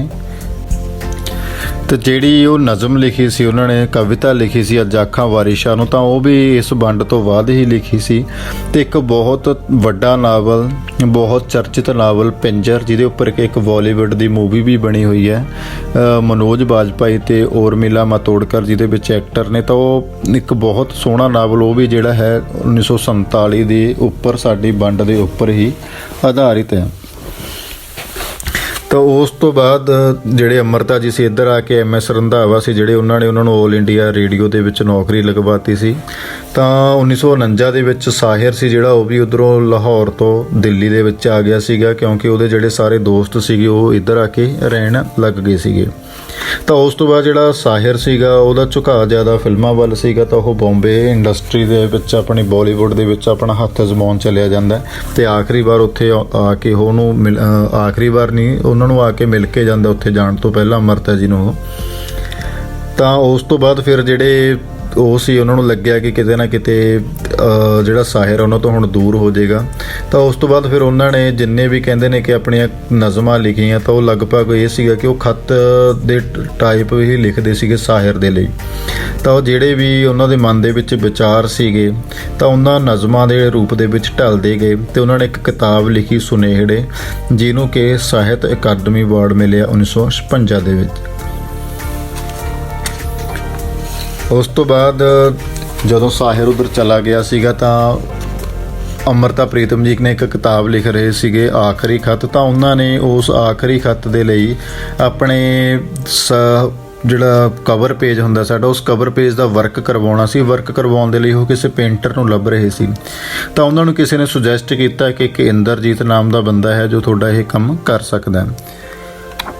ਤਾਂ ਫਿਰ ਉਹਨਾਂ ਨੇ ਇੰਦਰਜੀਤ ਜੀ ਨੂੰ ਮਿਲਦੇ ਨੇ। ਇੰਦਰਜੀਤ ਜਿਨ੍ਹਾਂ ਨੇ ਬਾਅਦ ਦੇ ਵਿੱਚ ਆਪਣਾ ਨਾਮ ਇਮਰੋਜ਼ ਕੀਤਾ, ਜਿਹੜੇ ਕਿ ਪੱਕੇ ਤੌਰ 'ਤੇ ਹੀ ਲਗਭਗ 40 ਸਾਲਾਂ ਤੋਂ ਉੱਪਰ ਅੰਮ੍ਰਿਤਾ ਜੀ ਦੇ ਨਾਲ ਜੁੜ ਕੇ ਰਹੇ। ਤਾਂ ਉਹਨਾਂ ਨੇ ਪਹਿਲਾ ਜਿਹੜਾ ਸਰਵਰਕ ਕਰਕੇ ਦਿੱਤਾ ਆਖਰੀ ਖੱਤ ਦਾ, ਤਾਂ ਅੰਮ੍ਰਿਤਾ ਜੀ ਨੂੰ ਪਸੰਦ ਆਇਆ। ਉਸ ਤੋਂ ਬਾਅਦ ਹੌਲੀ ਹੌਲੀ ਉਹਨਾਂ ਦੀਆਂ ਮੁਲਾਕਾਤਾਂ ਹੋਣ ਲੱਗਦੀਆਂ ਨੇ ਆਪਸ ਦੇ ਵਿੱਚ। ਅਤੇ ਮੁਲਾਕਾਤਾਂ ਤੋਂ ਬਾਅਦ ਚਲੋ ਇੱਕ ਦੂਜੇ ਦੇ ਆਲੇ ਨੇੜਤਾ ਵੱਧਦੀ ਹੈ। ਹਾਲਾਂਕਿ ਜਿਹੜੇ ਇਮਰੋਜ਼ ਸੀ ਉਹਨਾਂ ਦੀ ਉਮਰ ਸੀ ਜਿਹੜੀ ਉਹ ਉਹਨਾਂ ਤੋਂ ਅੰਮ੍ਰਿਤਾ ਪ੍ਰੀਤਮ ਜੀ ਤੋਂ ਲਗਭਗ 6-7 ਸਾਲ ਛੋਟੀ ਸੀਗੀ, ਪਰ ਫਿਰ ਵੀ ਉਹਨਾਂ ਦੋਨਾਂ ਦੇ ਵਿੱਚ ਹੌਲੀ ਹੌਲੀ ਜਿਵੇਂ ਉਹ ਉਹਨਾਂ ਨੂੰ ਡੇਲੀ ਆਪਣਾ ਆਲ ਇੰਡੀਆ ਰੇਡੀਓ ਸਟੇਸ਼ਨ ਛੱਡ ਕੇ ਆਉਂਦੇ ਨੇ, ਉਹਨਾਂ ਦੇ ਬੱਚਿਆਂ ਨੂੰ ਛੱਡ ਕੇ ਆਉਂਦੇ ਨੇ, ਤਾਂ ਐਵੇਂ ਉਹਨਾਂ ਦਾ ਕੰਮ ਚੱਲਦਾ ਰਹਿੰਦਾ ਲਗਾਤਾਰ। ਤਾਂ ਹਾਲਾਂਕਿ ਅੰਮ੍ਰਿਤਾ ਪ੍ਰੀਤਮ ਜੀ ਉਹਨਾਂ ਨੂੰ ਤਾੜਨਾ ਕਰਦੇ ਨੇ ਕਿ ਜਦੋਂ ਉਹਨਾਂ ਦਾ ਅਟਰੈਕਸ਼ਨ ਹੋਣਾ ਸ਼ੁਰੂ ਹੁੰਦਾ ਇਮਰੋਜ਼ ਦਾ ਉਹਨਾਂ ਵਾਲੀ ਸਾਈਡ, ਤਾਂ ਉਹ ਕਹਿੰਦੇ ਨੇ ਕਿ ਤੂੰ ਇਸ ਤਰ੍ਹਾਂ ਕਰ, ਪਹਿਲਾਂ ਪੂਰੀ ਦੁਨੀਆ ਦੇ ਵਿੱਚ ਜਾ ਤੇ ਚੱਕਰ ਲਾ ਕੇ ਆ, ਜੇ ਪੂਰੀ ਦੁਨੀਆ ਘੁੰਮਣ ਤੋਂ ਬਾਅਦ ਵੀ ਮੈਂ ਤੈਨੂੰ ਸੋਹਣੀ ਲੱਗੀ ਤਾਂ ਫਿਰ ਮੈਂ ਦੇਖਾਂਗੀ ਕਿ ਅਸੀਂ ਅੱਗੇ ਕੀ ਸਟੈਪ ਵਧਾਉਣਾ ਕਿ ਨਹੀਂ ਵਧਾਉਣਾ। ਤਾਂ ਕਹਿੰਦੇ ਨੇ ਕਿ ਇਮਰੋਜ਼ ਨੇ ਕਮਰੇ ਦੇ ਵਿੱਚ ਖੜੇ ਹੀ ਅੰਮ੍ਰਿਤਾ ਪ੍ਰੀਤਮ ਜੀ ਦੇ ਆਲੇ ਦੁਆਲੇ ਚੱਕਰ ਲਗਾ ਕੇ ਕਿਹਾ ਕਿ ਮੈਂ ਦੁਨੀਆ ਘੁੰਮਾਇਆ ਤੇ ਮੇਰੇ ਲਈ ਅੱਜ ਵੀ ਤੁਸੀਂ ਉਨੇ ਹੀ ਖੂਬਸੂਰਤ ਹੋ। ਤਾਂ ਇਸ ਤਰ੍ਹਾਂ ਉਹਨਾਂ ਦੋਨਾਂ ਦੇ ਵਿੱਚ ਚੱਲਦਾ ਰਿਹਾ, ਇੱਕੋ ਘਰ ਦੇ ਵਿੱਚ ਰਹਿੰਦੇ ਰਹੇ ਉਹ। ਤਾਂ ਉਹਨਾਂ ਟਾਈਮ ਦੇ ਵਿੱਚ ਇੱਕ ਦੋ ਉਧਰ ਆਪਣੇ ਫ੍ਰੈਂਚ ਦੇ ਸਾਹਿਤ ਸੀਗੇ ਜੀਨ ਪਾਲ ਸਾਰਤਰ ਅਤੇ ਸਿਮਨ ਦੇ ਬੋਵਰ। ਜੇਕਰ ਤੁਸੀਂ ਦ ਸੈਕਿੰਡ ਸੈਕਸ ਕਿਤਾਬ ਪੜ੍ਹੀ ਹੋਵੇ, ਇੱਕ ਬਹੁਤ ਮਸ਼ਹੂਰ ਕਿਤਾਬ ਹੈ ਸਿਮਨ ਦਾ ਬੋਵਰ ਦੀ, ਤਾਂ ਜਿਹੜੇ ਕਿ ਫੈਮਿਨਿਜ਼ਮ ਨੂੰ ਬੜਾਵਾ ਦੇ ਰਹੇ ਸੀ, ਤਾਂ ਉਹ ਸਾਰਤਰ ਦੇ ਨਾਲ ਲਿਵ ਇਨ ਰਿਲੇਸ਼ਨਸ਼ਿਪ ਦੇ ਵਿੱਚ ਰਹਿ ਰਹੇ ਸੀ। ਤਾਂ ਉਸੇ ਤਰ੍ਹਾਂ ਦੇ ਨਾਲ ਸਾਡੇ ਸੱਭਿਆਚਾਰ ਦੇ ਵਿੱਚ ਇਹ ਗੱਲ ਹਜ਼ਮ ਹੋਣ ਵਾਲੀ ਨਹੀਂ ਸੀ, ਖਾਸ ਕਰ ਉਹਨਾਂ ਸਮਿਆਂ ਦੇ ਵਿੱਚ। ਤਾਂ ਪਹਿਲੀ ਵਾਰ ਜੋ ਇਹ ਸਟੈਪ ਲਿਆ ਫੈਮਿਨਿਜ਼ਮ ਦੇ ਤੌਰ 'ਤੇ, ਇੱਕ ਔਰਤ ਦੇ ਤੌਰ 'ਤੇ, ਤਾਂ ਇਹ ਇਮਰੋਜ਼ ਤੇ ਅੰਮ੍ਰਿਤਾ ਜੀ ਨੇ ਲਿਆ। ਲਗਭਗ 1960 ਤੋਂ ਉਹਨਾਂ ਨੇ ਇਕੱਠੇ ਰਹਿਣਾ ਸੀ ਜਿਹੜਾ ਉਹ ਸ਼ੁਰੂ ਕਰ ਲਿਆ ਸੀ। ਉਸ ਤੋਂ ਬਾਅਦ ਉਹਨਾਂ ਨੇ ਮਿਲ ਕੇ ਇੱਕ ਬਹੁਤ ਵੱਡਾ ਰਸਾਲਾ ਸੀ ਜਿਹੜਾ ਉਹ ਸ਼ੁਰੂ ਕੀਤਾ, ਜਿਹਨੂੰ ਨਾਗਮਣੀ ਕਿਹਾ ਜਾਂਦਾ ਸੀ, ਜਿਹਦੇ ਵਿੱਚ ਵੱਖੋ ਵੱਖਰੇ ਜਿਹੜੇ ਸਾਹਿਤਕਾਰ ਸੀਗੇ ਉਹ ਸਾਰੇ ਸਾਹਿਤਕਾਰਾਂ ਦੀਆਂ ਜਿਹੜੀਆਂ ਲਿਖਤਾਂ ਸੀ ਉਹਨਾਂ ਕੋਲ ਆਉਂਦੀਆਂ ਸੀ। ਇਮਰੋਜ਼ ਦੇ ਨਾਲ ਇੱਕ ਹੋਰ ਛੋਟੀ ਜਿਹੀ ਉਹਨਾਂ ਦੀ ਕਹਾਣੀ ਹੈ ਜਿਹੜੀ ਉਹ ਜੁੜਦੀ ਹੈ। ਉਹ ਕਹਿੰਦੇ ਨੇ ਕਿ ਉਸ ਤੋਂ ਬਾਅਦ ਅੰਮ੍ਰਿਤਾ ਜੀ ਨੇ ਜਿਹੜੇ ਉਹਨਾਂ ਦਾ ਮਨ ਨਹੀਂ ਖੜਦਾ ਤਾਂ ਕਿਸੇ ਜੋਤਸ਼ੀ ਕੋਲ ਜਾਂਦੇ ਨੇ। ਉਹ ਪੁੱਛਦੇ ਨੇ ਕਿ ਮੇਰਾ ਤੇ ਇਮਰੋਜ਼ ਦਾ ਜਿਹੜਾ ਰਿਸ਼ਤਾ ਹੈ ਉਹ ਕਿੰਨਾ ਚਿਰ ਚੱਲੇਗਾ। ਤਾਂ ਕਹਿੰਦੇ ਜੋਤਸ਼ੀ ਕਹਿੰਦੇ ਨੇ ਕਿ 2.5 ਦਿਨ ਤੱਕ ਤੁਹਾਡਾ ਜਾਂ 2.5 ਘੰਟੇ ਤੱਕ ਤੁਹਾਡਾ ਰਿਸ਼ਤਾ ਚੱਲੇਗਾ। ਤਾਂ ਅੰਮ੍ਰਿਤਾ ਜੀ ਨਾ ਖੁਸ਼ ਹੋ ਕੇ ਕਹਿੰਦੇ ਨੇ ਕਿ ਤੂੰ ਦੁਬਾਰੇ ਦੇਖੋ। ਕਹਿੰਦਾ ਕਿ 2.5 ਦਿਨ ਨਹੀਂ ਤਾਂ 2.5 ਮਹੀਨੇ ਜਾਂ 2.5 ਸਾਲ ਹੋ ਸਕਦਾ। ਤਾਂ ਫਿਰ ਅੰਮ੍ਰਿਤਾ ਜੀ ਕਹਿੰਦੇ ਖਿੱਚ ਕੇ ਕਹਿੰਦੇ ਨੇ ਕਿ ਜੇ 2.5 ਦਾ ਹੀ ਅੰਕੜ ਹੈ ਤਾਂ ਸਾਡਾ ਜਿਹੜਾ ਪਿਆਰ ਹੈ ਉਹ 2.5 ਸਦੀਆਂ ਤੱਕ ਕਿਉਂ ਨਹੀਂ ਹੋ ਸਕਦਾ, ਜਾਂ 2.5 ਜਨਮਾਂ ਤੱਕ ਕਿਉਂ ਨਹੀਂ ਹੋ ਸਕਦਾ। ਅੱਧਾ ਜਨਮ ਹੈ ਜਿਹੜਾ ਉਹ ਮੈਂ ਕਹਿੰਦੇ ਲੰਘਾ ਲਿਆ ਤੇ ਹਲੇ 2 ਜਨਮ ਸਾਡੇ ਆਪਸ ਦੇ ਵਿੱਚ ਬਾਕੀ ਨੇ। ਤਾਂ ਉਹਨਾਂ ਦਾ ਵੀ ਲਗਭਗ ਉਹਨਾਂ ਦੇ ਵੱਲ ਝੁਕਾਅ ਸੀ ਜਿਹੜਾ ਉਹ ਹੋ ਗਿਆ ਸੀ। ਤੇ ਇਮਰੋਜ਼ ਸੀਗੇ ਜਿਹੜੇ ਲਗਭਗ ਜਿੰਨੀਆਂ ਵੀ ਕਿਤਾਬਾਂ ਉਸ ਤੋਂ ਬਾਅਦ ਉਹਨਾਂ ਨੇ ਕੀਤੀਆਂ ਅੰਮ੍ਰਿਤਾ ਜੀ ਨੇ, ਤਾਂ ਉਹ ਸਾਰੀਆਂ ਦਾ ਜਿਹੜਾ ਪੇਂਟਿੰਗ ਸਰਵਰਕ ਸੀਗਾ ਉਹ ਇਮਰੋਜ਼ ਨੇ ਹੀ ਕੀਤਾ। ਪਰ ਸਾਹਿਰ ਦੇ ਪ੍ਰਤੀ ਵੀ ਝੁਕਾਅ ਉਹਨਾਂ ਦਾ ਰਿਹਾ। ਤਾਂ ਇਮਰੋਜ਼ ਕਹਿੰਦੇ ਨੇ ਕਿ ਜਦੋਂ ਮੇਰੇ ਪਿੱਛੇ ਸਕੂਟਰ 'ਤੇ ਬੈਠੇ ਹੁੰਦੇ ਸੀ ਤਾਂ ਉਹ ਮੇਰੇ ਪਿੱਛੇ ਢੂਹੀ ਦੇ ਉੱਪਰ ਵੀ ਸਾਹਿਰ ਹੀ ਲਿਖਦੇ ਰਹਿੰਦੇ ਸੀਗੇ। ਤਾਂ ਖੁਸ਼ਵੰਤ ਸਿੰਘ ਜੀ ਨੇ ਵੀ ਇੱਕ ਵਾਰ ਆਖਿਆ ਸੀਗਾ ਕਿ ਤੁਹਾਡੀ ਜਿਹੜੀ ਸਾਹਿਰ ਦੇ ਨਾਲ ਮੁਹੱਬਤ ਹੈ ਉਹ ਇੱਕ ਰਸੀਦੀ ਟਿਕਟ ਦੇ ਉੱਪਰ ਲਿਖੀ ਜਾ ਸਕਦੀ ਹੈ। ਤਾਂ ਉਸ ਤੋਂ ਬਾਅਦ ਇਹਨਾਂ ਨੇ ਆਪਣੀ ਆਤਮ ਜਾਂ ਸਵੈ ਜੀਵਨੀ ਸੀ ਜਿਹੜੀ ਉਹ ਰਸੀਦੀ ਟਿਕਟ ਵੀ ਲਿਖੀ, ਜਿਹਦੇ ਵਿੱਚ ਇਹਨਾਂ ਨੇ ਖੁੱਲ੍ਹ ਕੇ ਆਪਣੀ ਜ਼ਿੰਦਗੀ ਦੇ ਬਾਰੇ ਜੋ ਵੀ ਇਹਨਾਂ ਦੇ ਨਾਲ ਬੀਤਿਆ ਉਹ ਖੁੱਲ੍ਹ ਕੇ ਲਿਖਿਆ ਸੀਗਾ।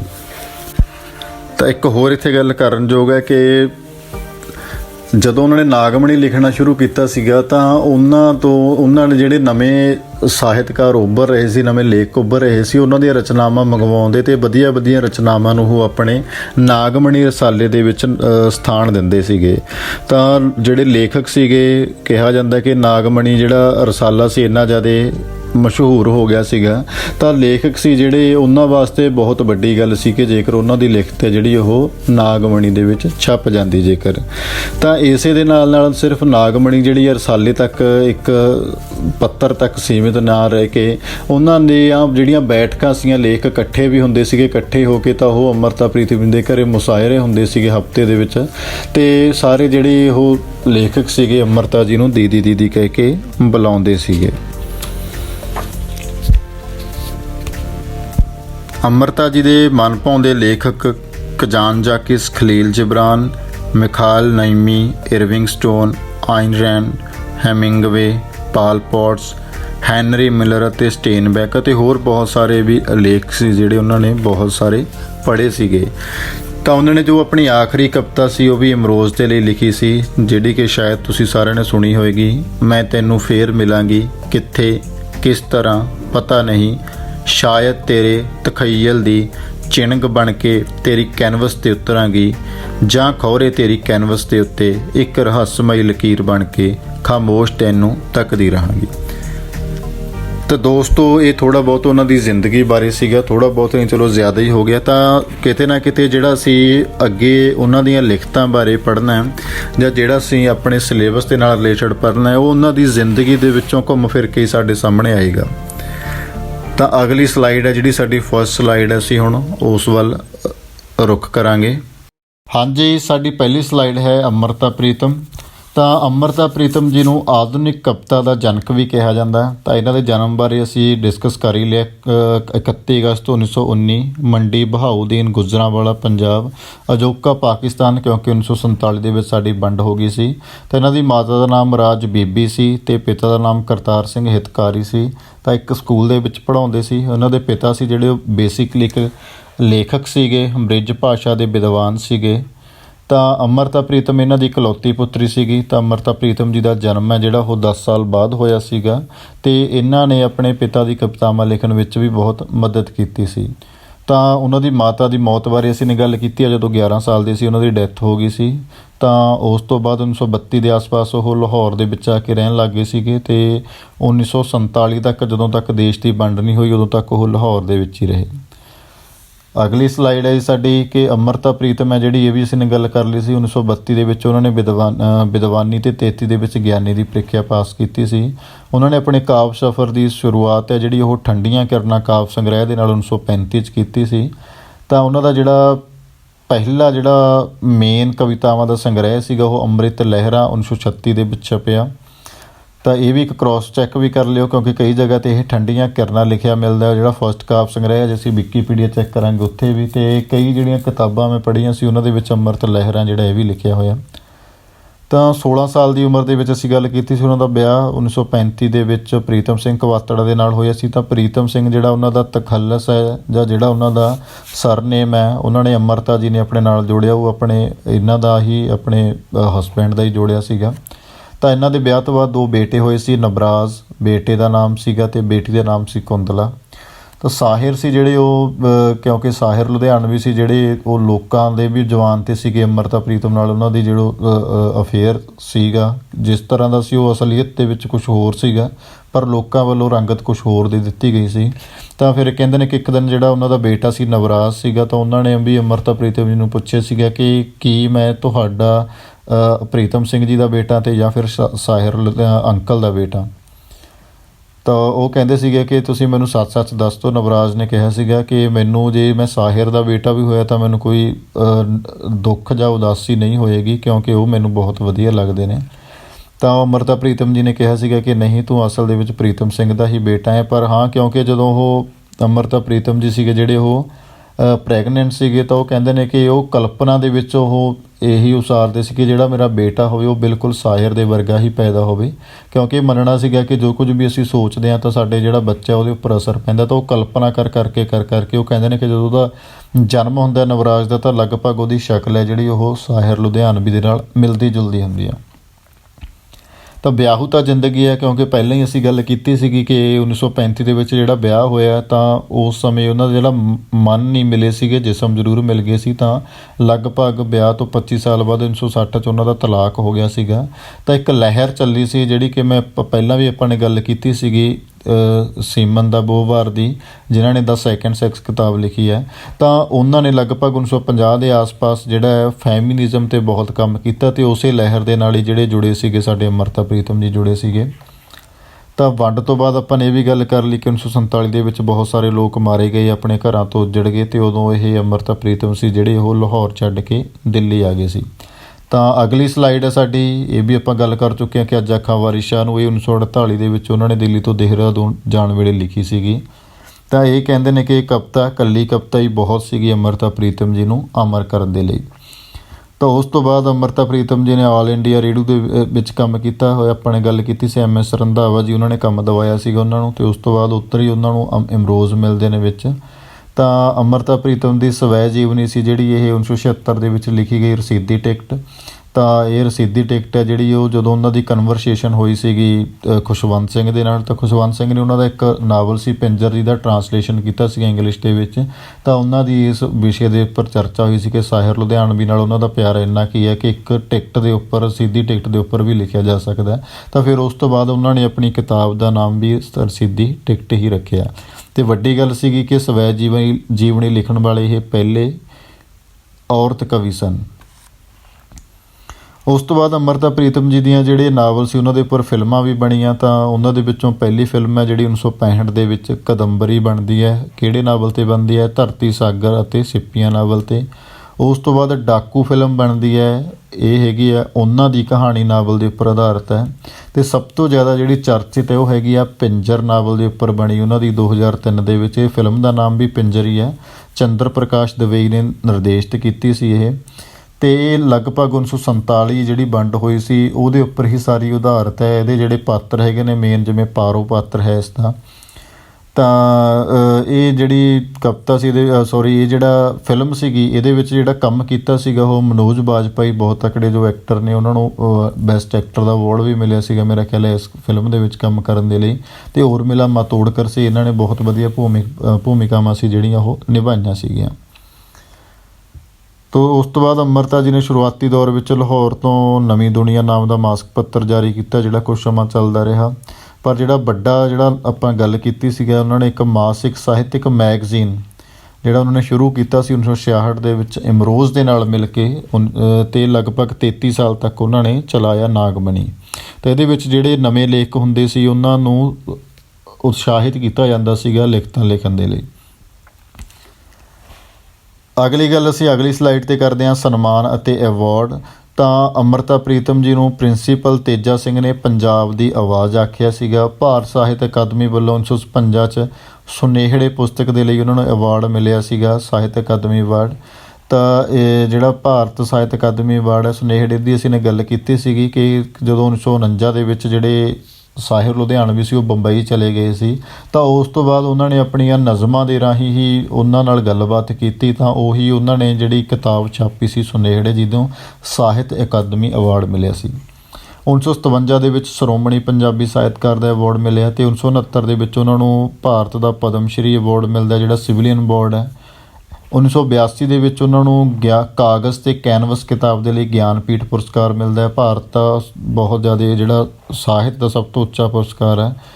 ਇਹ ਮੇਰਾ ਖਿਆਲ ਹੈ ਪੰਜਾਬੀ ਦੇ 2 ਲੇਖਕਾਂ ਨੂੰ ਹੀ ਮਿਲਿਆ, ਇੱਕ ਗੁਰਦਿਆਲ ਸਿੰਘ ਜੀ ਨੂੰ ਅਤੇ ਇੱਕ ਅੰਮ੍ਰਿਤਾ ਪ੍ਰੀਤਮ ਜੀ ਨੂੰ। ਅਤੇ 1986 ਦੇ ਵਿੱਚ ਉਹ ਰਾਜ ਸਭਾ ਦੇ ਮੈਂਬਰ ਨਾਮਜ਼ਦ ਹੁੰਦੇ ਨੇ। ਤਾਂ 6 ਸਾਲ ਦਾ ਕਾਰਜਕਾਲ ਹੈ, 1992 ਤੱਕ ਉਹ ਰਾਜ ਸਭਾ ਦੇ ਮੈਂਬਰ ਰਹਿੰਦੇ ਨੇ।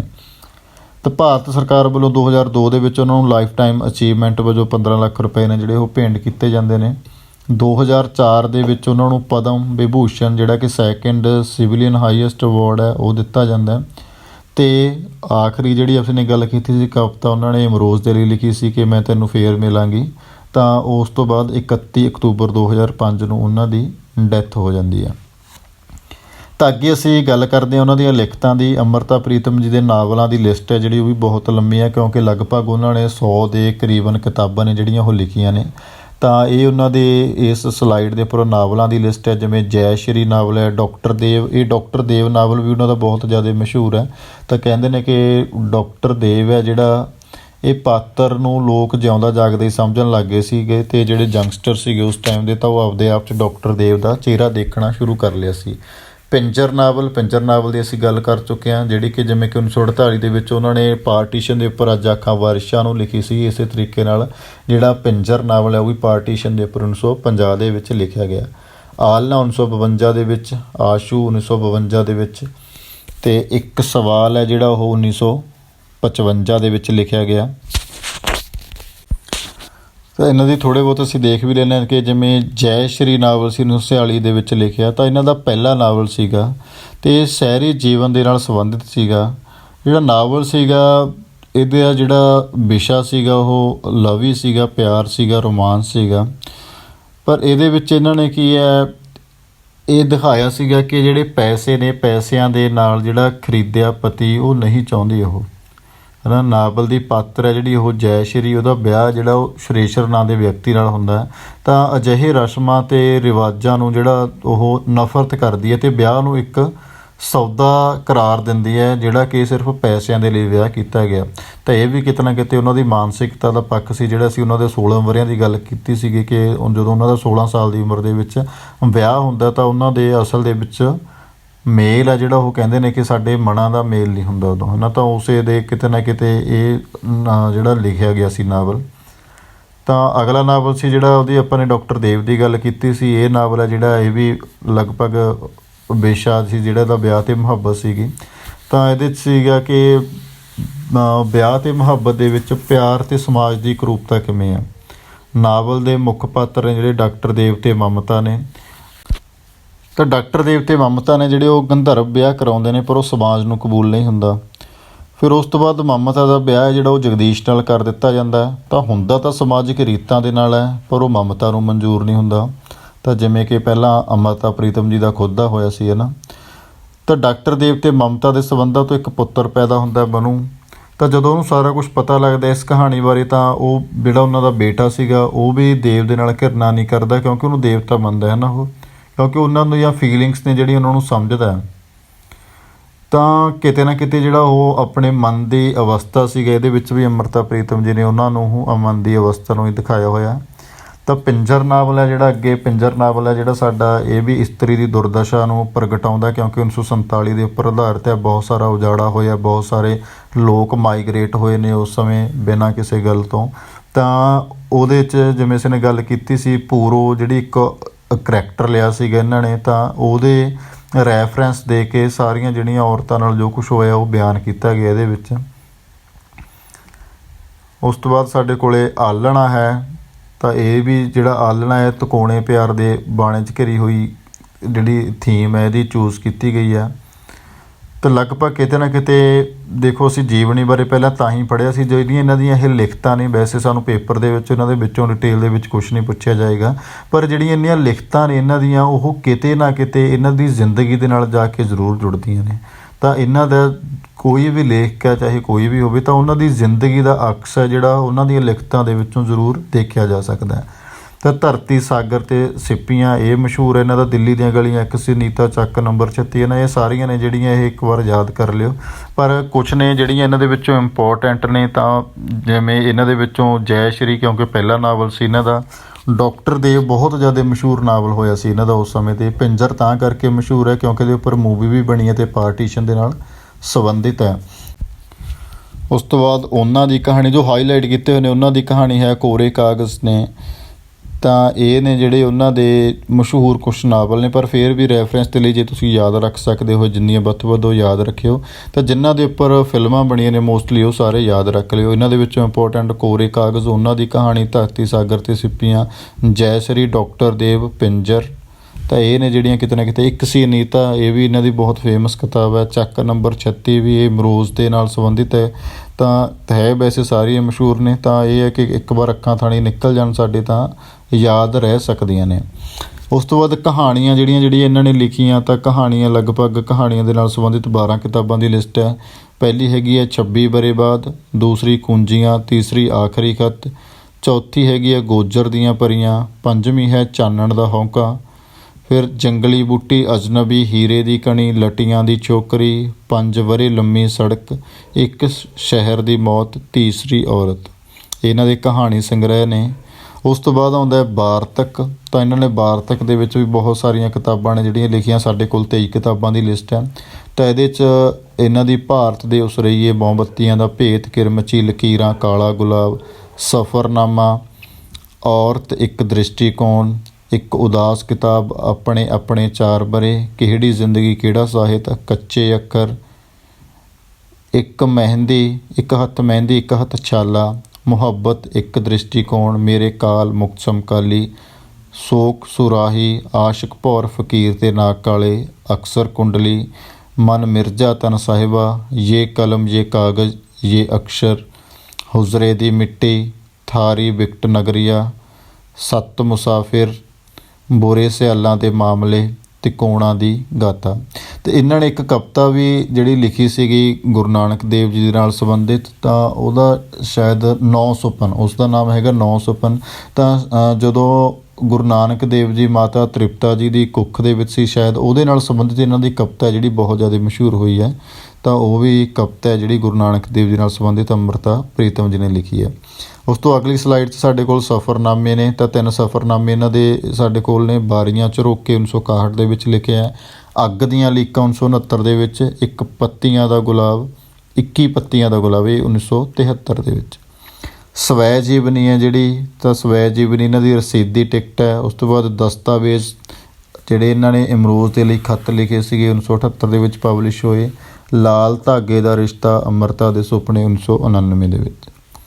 ਪਰ ਜਿਹੜੀ ਸਭ ਤੋਂ ਮਸ਼ਹੂਰ ਇਹਨਾਂ ਦੀ ਹੈ ਉਹ ਰਸੀਦੀ ਟਿਕਟ ਹੀ ਹੈ। ਤਾਂ ਲਗਭਗ ਇਹਨਾਂ ਦੇ ਵਿੱਚ ਇਹਨਾਂ ਨੇ ਆਪਣੀ ਜ਼ਿੰਦਗੀ ਦਾ ਜ਼ਿਆਦਾ ਹਿੱਸਾ ਹੈ ਜਿਹੜਾ ਉਹ ਲਿਖਿਆ ਹੋਇਆ। ਉਸ ਤੋਂ ਬਾਅਦ ਸੰਪਾਦਨਾ ਕਿਹੜੀਆਂ ਕਿਹੜੀਆਂ ਚੀਜ਼ਾਂ ਦੀ ਕੀਤੀ ਇਹਨਾਂ ਨੇ, ਤਾਂ ਨਵੀਂ ਦੁਨੀਆ ਮਾਸਿਕ ਪੱਤਰ, ਪਹਿਲਾ ਮਾਸਿਕ ਪੱਤਰ ਸੀ ਨਵੀਂ ਦੁਨੀਆ 1937-38 ਦੇ ਵਿੱਚ। ਹਿਤਕਾਰੀ 1947 ਦੇ ਵਿੱਚ।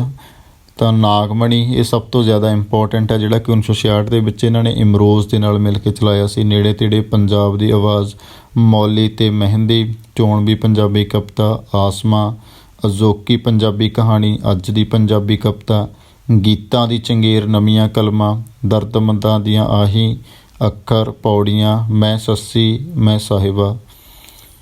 ਤਾਂ ਜਿਹੜੀ ਇਹਨਾਂ ਦੇ 16 ਨੰਬਰ 'ਤੇ ਹੈ ਮੈਂ ਸੱਸੀ ਮੈਂ ਸਾਹਿਬਾ। ਤਾਂ ਇਹਦੇ ਵਿੱਚ ਜਿਹੜੀਆਂ ਪੂਰੇ ਵਰਲਡ ਦੀਆਂ ਕੁਛ ਕਵਿਤਰੀਆਂ ਨੇ ਉਹਨਾਂ ਬਾਰੇ ਇਹਨਾਂ ਨੇ ਲਿਖਿਆ ਹੋਇਆ। ਨੈਕਸਟ ਸਾਡੇ ਕੋਲ ਹੈਗਾ ਜੀ ਕਿ ਇਹਨਾਂ ਨੇ ਅਨੁਵਾਦ ਕਿਹੜੀਆਂ ਕਿਹੜੀਆਂ ਚੀਜ਼ਾਂ ਦਾ ਕੀਤਾ ਹੈ। ਤਾਂ ਪਹਿਲਾ ਹੈ ਇਹਨਾਂ ਦਾ ਤਿਆਗ ਪੱਤਰ, ਇਹਦਾ ਇਹਨਾਂ ਨੇ ਅਨੁਵਾਦ ਕੀਤਾ।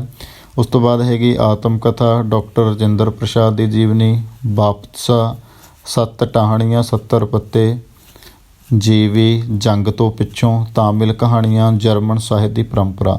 ਤਾਂ ਇਹ ਕਿਤਾਬਾਂ ਨੇ ਜਿਹੜੀਆਂ ਉਹਨਾਂ ਨੇ ਅਨੁਵਾਦ ਕੀਤੀਆਂ ਨੇ। ਤਾਂ ਇਹ ਹੈਗਾ ਸੀ ਅੱਜ ਦਾ ਸਾਡਾ ਲੈਕਚਰ ਅੰਮ੍ਰਿਤਾ ਪ੍ਰੀਤਮ ਜੀ ਦੇ ਨਾਲ ਸੰਬੰਧਿਤ। ਤਾਂ ਮੇਨਲੀ ਕਿਤੇ ਨਾ ਕਿਤੇ ਉਹਨਾਂ ਦਾ ਜਿਹੜਾ ਧੁਰ ਹੈ ਉਹ ਪਹਿਲਾਂ ਉਹਨਾਂ ਦਾ ਜਿਹੜਾ ਵਿਆਹ ਹੁੰਦਾ 1935 ਦੇ ਵਿੱਚ, ਉਹਨਾਂ ਦੀ ਲਾ ਲਓ ਮਰਜ਼ੀ ਦੇ ਖਿਲਾਫ ਕਹਿ ਸਕਦੇ ਹਾਂ ਕਿ ਉਹਨਾਂ ਦੇ ਮਨ ਨਹੀਂ ਮਿਲਦੇ ਉਹ ਪ੍ਰੀਤਮ ਸਿੰਘ ਕਵਾਤੜਾ ਦੇ ਨਾਲ। 1943 ਦੇ ਵਿੱਚ ਉਹਨਾਂ ਦੀ ਜਿਹੜੀ ਮਿਲਣੀ ਹੈ ਪਹਿਲੀ ਉਹ ਸ਼ਾਹਿਰ ਲੁਧਿਆਣਵੀ ਦੇ ਨਾਲ ਹੁੰਦੀ ਹੈ। ਤਾਂ ਜਿਹੜੇ ਜਿਨ੍ਹਾਂ ਨਾਲ ਉਹਨਾਂ ਨੂੰ ਮੁਹੱਬਤ ਮਰਨ ਤੱਕ ਰਹਿੰਦੀ ਹੈ। ਤਾਂ ਉਸ ਤੋਂ ਬਾਅਦ 1957 ਦੇ ਵਿੱਚ ਉਹਨਾਂ ਨੂੰ ਇਮਰੋਜ਼ ਮਿਲਦੇ ਨੇ, ਜੋ ਪੂਰੀ ਉਮਰ ਫਿਰ ਬਾਅਦ ਦੇ ਵਿੱਚ ਉਹਨਾਂ ਦੇ ਨਾਲ ਰਹਿੰਦੇ ਨੇ, ਉਹਨਾਂ ਦਾ ਸਾਥ ਨਿਭਾਉਂਦੇ ਨੇ। ਜੇ ਕਿਤੇ ਇਮਰੋਜ਼ ਨਾ ਹੁੰਦੇ ਤਾਂ ਸ਼ਾਇਦ, ਕਿਉਂਕਿ 1960 ਦੇ ਵਿੱਚ ਜਿਹੜਾ ਸ਼ਾਹਿਰ ਲੁਧਿਆਣਵੀ ਸੀ ਉਹਨਾਂ ਦੀ ਜ਼ਿੰਦਗੀ ਦੇ ਵਿੱਚ ਵੀ ਇੱਕ ਔਰਤ ਆ ਗਈ ਸੀ। ਤਾਂ ਕਿਤੇ ਨਾ ਕਿਤੇ ਉਦੋਂ ਅੰਮ੍ਰਿਤਾ ਜੀ ਸੀ ਜਿਹੜੇ ਬਹੁਤ ਜ਼ਿਆਦਾ ਟੁੱਟ ਗਏ ਸੀਗੇ। ਤਾਂ ਉਸ ਤੋਂ ਬਾਅਦ ਉਹਨਾਂ ਨੂੰ ਸੰਭਾਲਣ ਵਾਲੇ ਇਮਰੋਜ਼ ਸੀ। ਤਾਂ ਉਹਨਾਂ ਦਾ ਰਿਸ਼ਤਾ ਵੀ ਬਿਲਕੁਲ ਅਲੱਗ ਤਰ੍ਹਾਂ ਦਾ ਸੀ। ਦੇਖੋ ਉਹਨਾਂ ਨੇ ਆਪਣੀ ਪੂਰੀ ਜ਼ਿੰਦਗੀ ਵਿਆਹ ਨਹੀਂ ਕਰਾਇਆ ਪਰ ਇਕੱਠੇ ਵੀ ਰਹੇ। ਤਾਂ ਇਹ ਵੀ ਇੱਕ ਸਮਾਜ ਦੀਆਂ ਜਿਹੜੀਆਂ ਸਾਡੇ ਬੰਧਨ ਨੇ ਜਾਂ ਜਿਹੜੀਆਂ ਰੋਹ ਰੀਤਾਂ ਨੇ ਉਹਨਾਂ ਨੂੰ ਚੈਲੰਜ ਕੀਤਾ ਸੀ ਉਹਨਾਂ ਨੇ। ਇਸ ਤੋਂ ਪਹਿਲਾਂ ਚੈਲੰਜ ਆਪਾਂ ਨੇ ਗੱਲ ਕੀਤੀ ਹੈ ਕਿ ਜੀਨ ਪੌਲ ਸਾਰਤਰ ਅਤੇ ਸਿਮਨ ਦਾ ਬੋਵਾਰ ਨੇ ਕੀਤਾ ਸੀਗਾ। ਤਾਂ ਭਾਰਤ ਦੇ ਵਿੱਚ ਕਿਤੇ ਨਾ ਕਿਤੇ ਜਿਹੜਾ ਪਹਿਲਾ ਲਿਵ ਇਨ ਰਿਲੇਸ਼ਨਸ਼ਿਪ ਦੇ ਵਿੱਚ ਰਹੇ ਸੀਗੇ ਉਹ ਹੈਗੇ ਸੀਗੇ ਅੰਮ੍ਰਿਤਾ ਪ੍ਰੀਤਮ ਅਤੇ ਇਮਰੋਜ਼। ਤਾਂ ਇਹਨਾਂ ਦੀਆਂ ਜਿਹੜੀਆਂ ਇਮਰੋਜ਼ ਦੀਆਂ ਨਜ਼ਮਾਂ ਨੇ ਉਹ ਵੀ ਪੜ੍ਹਨ ਵਾਲੀਆਂ ਨੇ, ਅਤੇ ਜੋ ਅੰਮ੍ਰਿਤਾ ਪ੍ਰੀਤਮ ਨੇ ਉਹਨਾਂ ਦੇ ਲਈ ਲਿਖੀਆਂ ਨੇ ਉਹ ਵੀ ਪੜ੍ਹਨ ਵਾਲੀਆਂ ਨੇ। ਅਤੇ ਸਾਹਿਰ ਨੇ ਵੀ ਬਹੁਤ ਸਾਰੀਆਂ ਜਿਹੜੀਆਂ ਨਜ਼ਮਾਂ ਨੇ ਅੰਮ੍ਰਿਤਾ ਦੇ ਲਈ ਲਿਖੀਆਂ ਨੇ ਉਹ ਵੀ ਪੜ੍ਹਨ ਵਾਲੀਆਂ ਨੇ।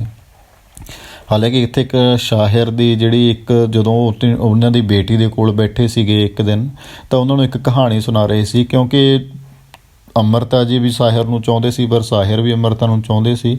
ਪਰ ਦਿੱਕਤ ਇਹ ਸੀ ਕਿ ਸਾਹਿਰ ਸੀ ਜਿਹੜੇ ਉਹ ਸਮਝਦੇ ਸੀਗੇ ਕਿ ਮੈਂ ਕਿਉਂਕਿ ਉਹਨਾਂ ਦੀ ਸ਼ਕਲ ਹੈ ਜਿਹੜੀ ਉਹ ਬਹੁਤ ਜ਼ਿਆਦਾ ਸੋਹਣੀ ਨਹੀਂ ਸੀ, ਤਾਂ ਉਹ ਸਮਝਦੇ ਸੀਗੇ ਕਿ ਮੈਂ ਇਹਨਾਂ ਦੇ ਕਾਬਿਲ ਨਹੀਂ ਹਾਂ, ਹੈ ਨਾ। ਤਾਂ ਉਹ ਇੱਕ ਦਿਨ ਉਹਦੀ ਬੇਟੀ ਨੂੰ ਸੁਣਾ ਰਹੇ ਸੀਗੇ, ਇੱਕ ਕਹਿੰਦੇ ਮੈਂ ਤੈਨੂੰ ਇੱਕ ਕਹਾਣੀ ਸੁਣਾਉਣਾ, ਤਾਂ ਉਹਨਾਂ ਨੂੰ ਕਹਾਣੀ ਸੁਣਾਉਣ ਲੱਗਦੇ ਨੇ ਸਾਹਿਰ ਜੀ। ਤਾਂ ਉਹ ਕਹਾਣੀ ਦੇ ਵਿੱਚ ਕਹਿੰਦੇ ਨੇ ਕਿ ਇੱਕ ਲੱਕੜਹਾਰਾ ਹੈ, ਉਹ ਰੋਜ਼ ਜੰਗਲ ਦੇ ਵਿੱਚ ਲੱਕੜਾਂ ਕੱਟਦਾ ਹੈ, ਅਤੇ ਉੱਥੋਂ ਦੀ ਇੱਕ ਰਾਜਕੁਮਾਰੀ ਹੈ ਜਿਹੜੀ ਉਹ ਰੋਜ਼ ਲੰਘਦੀ ਹੈ, ਅਤੇ ਉਹ ਰੋਜ਼ ਰਾਜਕੁਮਾਰੀ ਨੂੰ ਦੇਖਦੇ ਨੇ।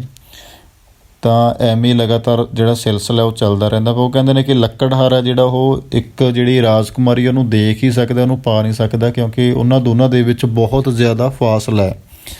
ਰਾਜਕੁਮਾਰੀ ਇੱਕ ਰਾਜ ਘਰਾਣੇ ਦੀ ਉਹ ਤੋਂ ਕਿਤੇ ਜ਼ਿਆਦਾ ਉੱਪਰ ਹੈ ਨਾ, ਅਤੇ ਉਹ ਬਹੁਤ ਜ਼ਿਆਦਾ ਨੀਵੀਂ ਥਾਂ 'ਤੇ ਬੈਠਾ ਇੱਕ ਲੱਕੜਹਾਰਾ। ਤਾਂ ਉਹਨੂੰ ਪੁੱਛਦਾ ਹੈ ਉਹਦੀ ਬੇਟੀ ਨੂੰ, ਸਾਹਮਣੇ ਅੰਮ੍ਰਿਤਾ ਪ੍ਰੀਤਮ ਵੀ ਬੈਠੀ ਹੈ, ਕਿ ਕੀ ਤੂੰ ਸਮਝ ਗਈ? ਤਾਂ ਉਹ ਕਹਿੰਦੀ ਹੈ ਕਿ ਹਾਂ ਸਮਝ ਗਈ। ਉਹ ਕਹਿੰਦੀ ਹੈ ਕਿ ਸਾਹਿਰ ਪੁੱਛਦਾ ਕਿ ਲੱਕੜਹਾਰਾ ਕੌਣ ਹੈ? ਤਾਂ ਉਹ ਕਹਿੰਦੀ ਹੈ ਕਿ ਤੁਸੀਂ ਹੋ। ਤਾਂ ਉਹ ਪੁੱਛਦਾ ਕਿ ਰਾਜਕੁਮਾਰੀ ਕੌਣ ਹੈ? ਤਾਂ ਉਹ ਕਹਿੰਦੇ ਕਿ ਉਹ ਮੰਮੀ ਨੇ, ਹੈ ਨਾ। ਤਾਂ ਉਹ ਜਾਣੀ ਕਿ ਬੱਚੇ ਵੀ ਇਸ ਗੱਲ ਤੋਂ ਜਾਣੂ ਸੀਗੇ, ਪਰ ਜਿਹੜਾ ਸਾਹਿਰ ਸੀਗਾ ਤੇ ਕਿਤੇ ਨਾ ਕਿਤੇ ਪਿਆਰ ਜ਼ਰੂਰ ਕਰਦਾ, ਪਰ ਦਿੱਕਤ ਇਹ ਆਉਂਦੀ ਹੈ ਕਿ ਉਹ ਸਮਝਦਾ ਕਿ ਕਿਤੇ ਨਾ ਕਿਤੇ ਮੈਂ ਉਹਦੇ ਕਾਬਿਲ ਨਹੀਂ ਹਾਂ, ਹੈ ਨਾ। ਤਾਂ ਕਰਕੇ ਉਹ ਥੋੜ੍ਹਾ ਉਹ ਤੋਂ ਪਾਸਾ ਵੱਟਦਾ। ਤਾਂ ਇਹਨਾਂ ਦੀ ਵੀ ਇੱਕ ਅਨੋਖੀ ਪ੍ਰੇਮ ਕਹਾਣੀ ਹੈ, ਬੇਸ਼ੱਕ ਉਹ ਸਾਹਿਰ ਦੇ ਨਾਲ ਹੋਵੇ ਅਤੇ ਬੇਸ਼ੱਕ ਉਹ ਇਮਰੋਜ਼ ਦੇ ਨਾਲ ਹੋਵੇ। ਤਾਂ ਦੁਨੀਆ ਤੋਂ ਇੱਕ ਬਿਲਕੁਲ ਵੱਖਰੀ ਤਰ੍ਹਾਂ ਦੀ ਕਹਾਣੀ ਹੈ। ਤਾਂ ਜਿਵੇਂ ਉਹਨਾਂ ਨੇ ਆਪਣਾ ਜੀਵਨ ਚਾਹਿਆ ਉਵੇਂ ਜਿਉਇਆ, ਅਤੇ ਸਮਾਜ ਦੇ ਜਿਹੜੇ ਸਾਡੇ ਸੱਭਿਆਚਾਰਕ ਅਸੀਂ ਕਦਰਾਂ ਕੀਮਤਾਂ ਪਾਲੀ ਬੈਠੇ ਹਾਂ, ਤਾਂ ਇਹਨਾਂ ਨੂੰ ਕਿਵੇਂ ਨਾ ਕਿਵੇਂ ਚੈਲੰਜ ਕੀਤਾ। ਜਿਵੇਂ ਕਿ ਜੀਨ ਪਾਲ ਸਾਰਤਰ ਨੇ ਆਪਣਾ ਹੋਂਦਵਾਨ ਦਾ ਸਿਧਾਂਤ ਦੇ ਕੇ ਕੀਤਾ ਸੀ, ਜਿਹਨੂੰ ਉਹ ਐਗਜ਼ਿਸਟੈਂਸ਼ੀਅਲਿਜ਼ਮ ਬੋਲਦੇ ਨੇ। ਤਾਂ ਉਹ ਸਿਧਾਂਤ ਦੇ ਕੇ ਉਹਨਾਂ ਨੇ ਵੀ ਆਖਿਆ ਸੀਗਾ ਕਿ ਹਰ ਇੱਕ ਇਨਸਾਨ ਨੂੰ ਜਿਉਣ ਦਾ ਪੂਰਾ ਪੂਰਾ ਹੱਕ ਹੈ, ਅਤੇ ਉਹ ਵੀ ਆਪਣੀ ਬਣਾਈ ਦੁਨੀਆ ਦੇ ਵਿੱਚ, ਆਪਣੇ ਅਨੁਸਾਰ ਬਣਾਈ ਦੁਨੀਆ ਦੇ ਵਿੱਚ। ਤਾਂ ਰੂਸੋ ਵੀ ਇਹਦਾ ਜਿਵੇਂ ਸਮਰਥਨ ਕਰਦੇ ਨੇ ਕਿ man is born free but everywhere he is in chains, ਹੈ ਨਾ। ਕਿ ਅਸੀਂ ਜਦੋਂ ਜਨਮ ਹੁੰਦਾ ਸਾਡਾ, ਉਦੋਂ ਤਾਂ ਅਸੀਂ ਆਜ਼ਾਦ ਹੁੰਦੇ ਹਾਂ, ਪਰ ਉਸ ਤੋਂ ਬਾਅਦ ਅਸੀਂ ਜੰਜੀਰਾਂ ਦੇ ਵਿੱਚ ਜਕੜੇ ਜਾਂਦੇ ਹਾਂ। ਤਾਂ ਦੋਸਤੋ, ਇਹ ਸੀ ਅੱਜ ਸਾਡਾ ਫਸਟ ਲੈਕਚਰ ਜਿਹੜਾ ਕਿ ਅੰਮ੍ਰਿਤਾ ਪ੍ਰੀਤਮ ਜੀ ਦੇ ਨਾਲ ਸੰਬੰਧਿਤ ਸੀ। ਤਾਂ ਉਮੀਦ ਹੈ ਕਿ ਤੁਹਾਨੂੰ ਬਹੁਤ ਸਾਰੀਆਂ ਨਵੀਆਂ ਗੱਲਾਂ ਨੇ ਜਿਹੜੀਆਂ ਪਤਾ ਲੱਗੀਆਂ ਹੋਣਗੀਆਂ। ਤਾਂ ਇਹਦੇ 'ਚੋਂ ਜਿਹੜੀਆਂ ਮੇਨ ਚੀਜ਼ਾਂ ਨੇ ਉਹ ਹਾਈਲਾਈਟ ਵੀ ਅਸੀਂ ਕਰਨ ਦੀ ਕੋਸ਼ਿਸ਼ ਕੀਤੀ ਹੈ, ਅਤੇ ਤੁਸੀਂ ਕੋਸ਼ਿਸ਼ ਕਰਨਾ ਕਿ ਇਹਨਾਂ ਨੂੰ ਨੋਟਸ ਬਣਾ ਕੇ ਕਾਪੀ ਦੇ ਉੱਪਰ ਰੱਖ ਲਓ। ਤਾਂ ਪਹਿਲਾਂ ਦੀ ਜਿਹੜੀ ਸਟੋਰੀ ਹੈ ਥੋੜ੍ਹੀ ਬਹੁਤ ਉਹ ਜ਼ਰੂਰ ਪੜ੍ਹਿਓ, ਕਿਉਂਕਿ ਕਿਤੇ ਨਾ ਕਿਤੇ ਜਿਹੜੀਆਂ ਸਾਰੀਆਂ ਚੀਜ਼ਾਂ ਘਟਨਾਵਾਂ ਵਾਪਰਨਗੀਆਂ ਜਾਂ ਕਿਤਾਬਾਂ ਲਿਖੀਆਂ ਜਾਣਗੀਆਂ, ਉਹ ਇਹਨਾਂ ਦੀ ਜੀਵਨੀ ਦੇ ਨਾਲ ਹੀ ਸੰਬੰਧਿਤ ਹੋਣਗੀਆਂ। ਤਾਂ ਇਹਦੇ ਲਈ ਕੋਸ਼ਿਸ਼ ਕਰਿਓ ਤੁਸੀਂ ਰਸੀਦੀ ਟਿਕਟ ਵੀ ਪੜ੍ਹ ਸਕਦੇ ਹੋ, ਤਾਂ ਤੁਹਾਡਾ ਸਾਹਿਤ ਵੱਲ ਵੀ ਝੁਕਾਅ ਹੋਏਗਾ ਥੋੜ੍ਹਾ। ਅਤੇ ਜਦੋਂ ਤੁਸੀਂ ਪੜ੍ਹੋਗੇ ਤਾਂ ਤੁਹਾਡੇ 'ਚ ਵੀ ਨਰੋਆਪਣ ਆਊਗਾ, ਹੈ ਨਾ, ਨਵਾਂਪਣ ਆਊਗਾ। ਤਾਂ ਕੁਛ ਚੰਗੀਆਂ ਚੀਜ਼ਾਂ ਨੇ ਜਿਹੜੀਆਂ ਉਹ ਤੁਹਾਨੂੰ ਵੀ ਸਿੱਖਣ ਨੂੰ ਮਿਲਣਗੀਆਂ। ਤਾਂ ਦੋਸਤੋ, ਜੇ ਸਾਡਾ ਅੱਜ ਦਾ ਲੈਕਚਰ ਚੰਗਾ ਲੱਗਿਆ ਤਾਂ ਸਾਡਾ ਜਿਹੜਾ ਚੈਨਲ ਹੈ ਇਹਨੂੰ ਵੱਧ ਤੋਂ ਵੱਧ ਸ਼ੇਅਰ ਅਤੇ ਸਬਸਕ੍ਰਾਈਬ ਕਰਿਓ। ਅਤੇ ਜਲਦੀ ਅਸੀਂ ਅਗਲੀ ਵੀਡੀਓ ਲੈ ਕੇ ਹਾਜ਼ਰ ਹੋਵਾਂਗੇ। ਉਦੋਂ ਤੱਕ ਲਈ ਜੀ ਧੰਨਵਾਦ।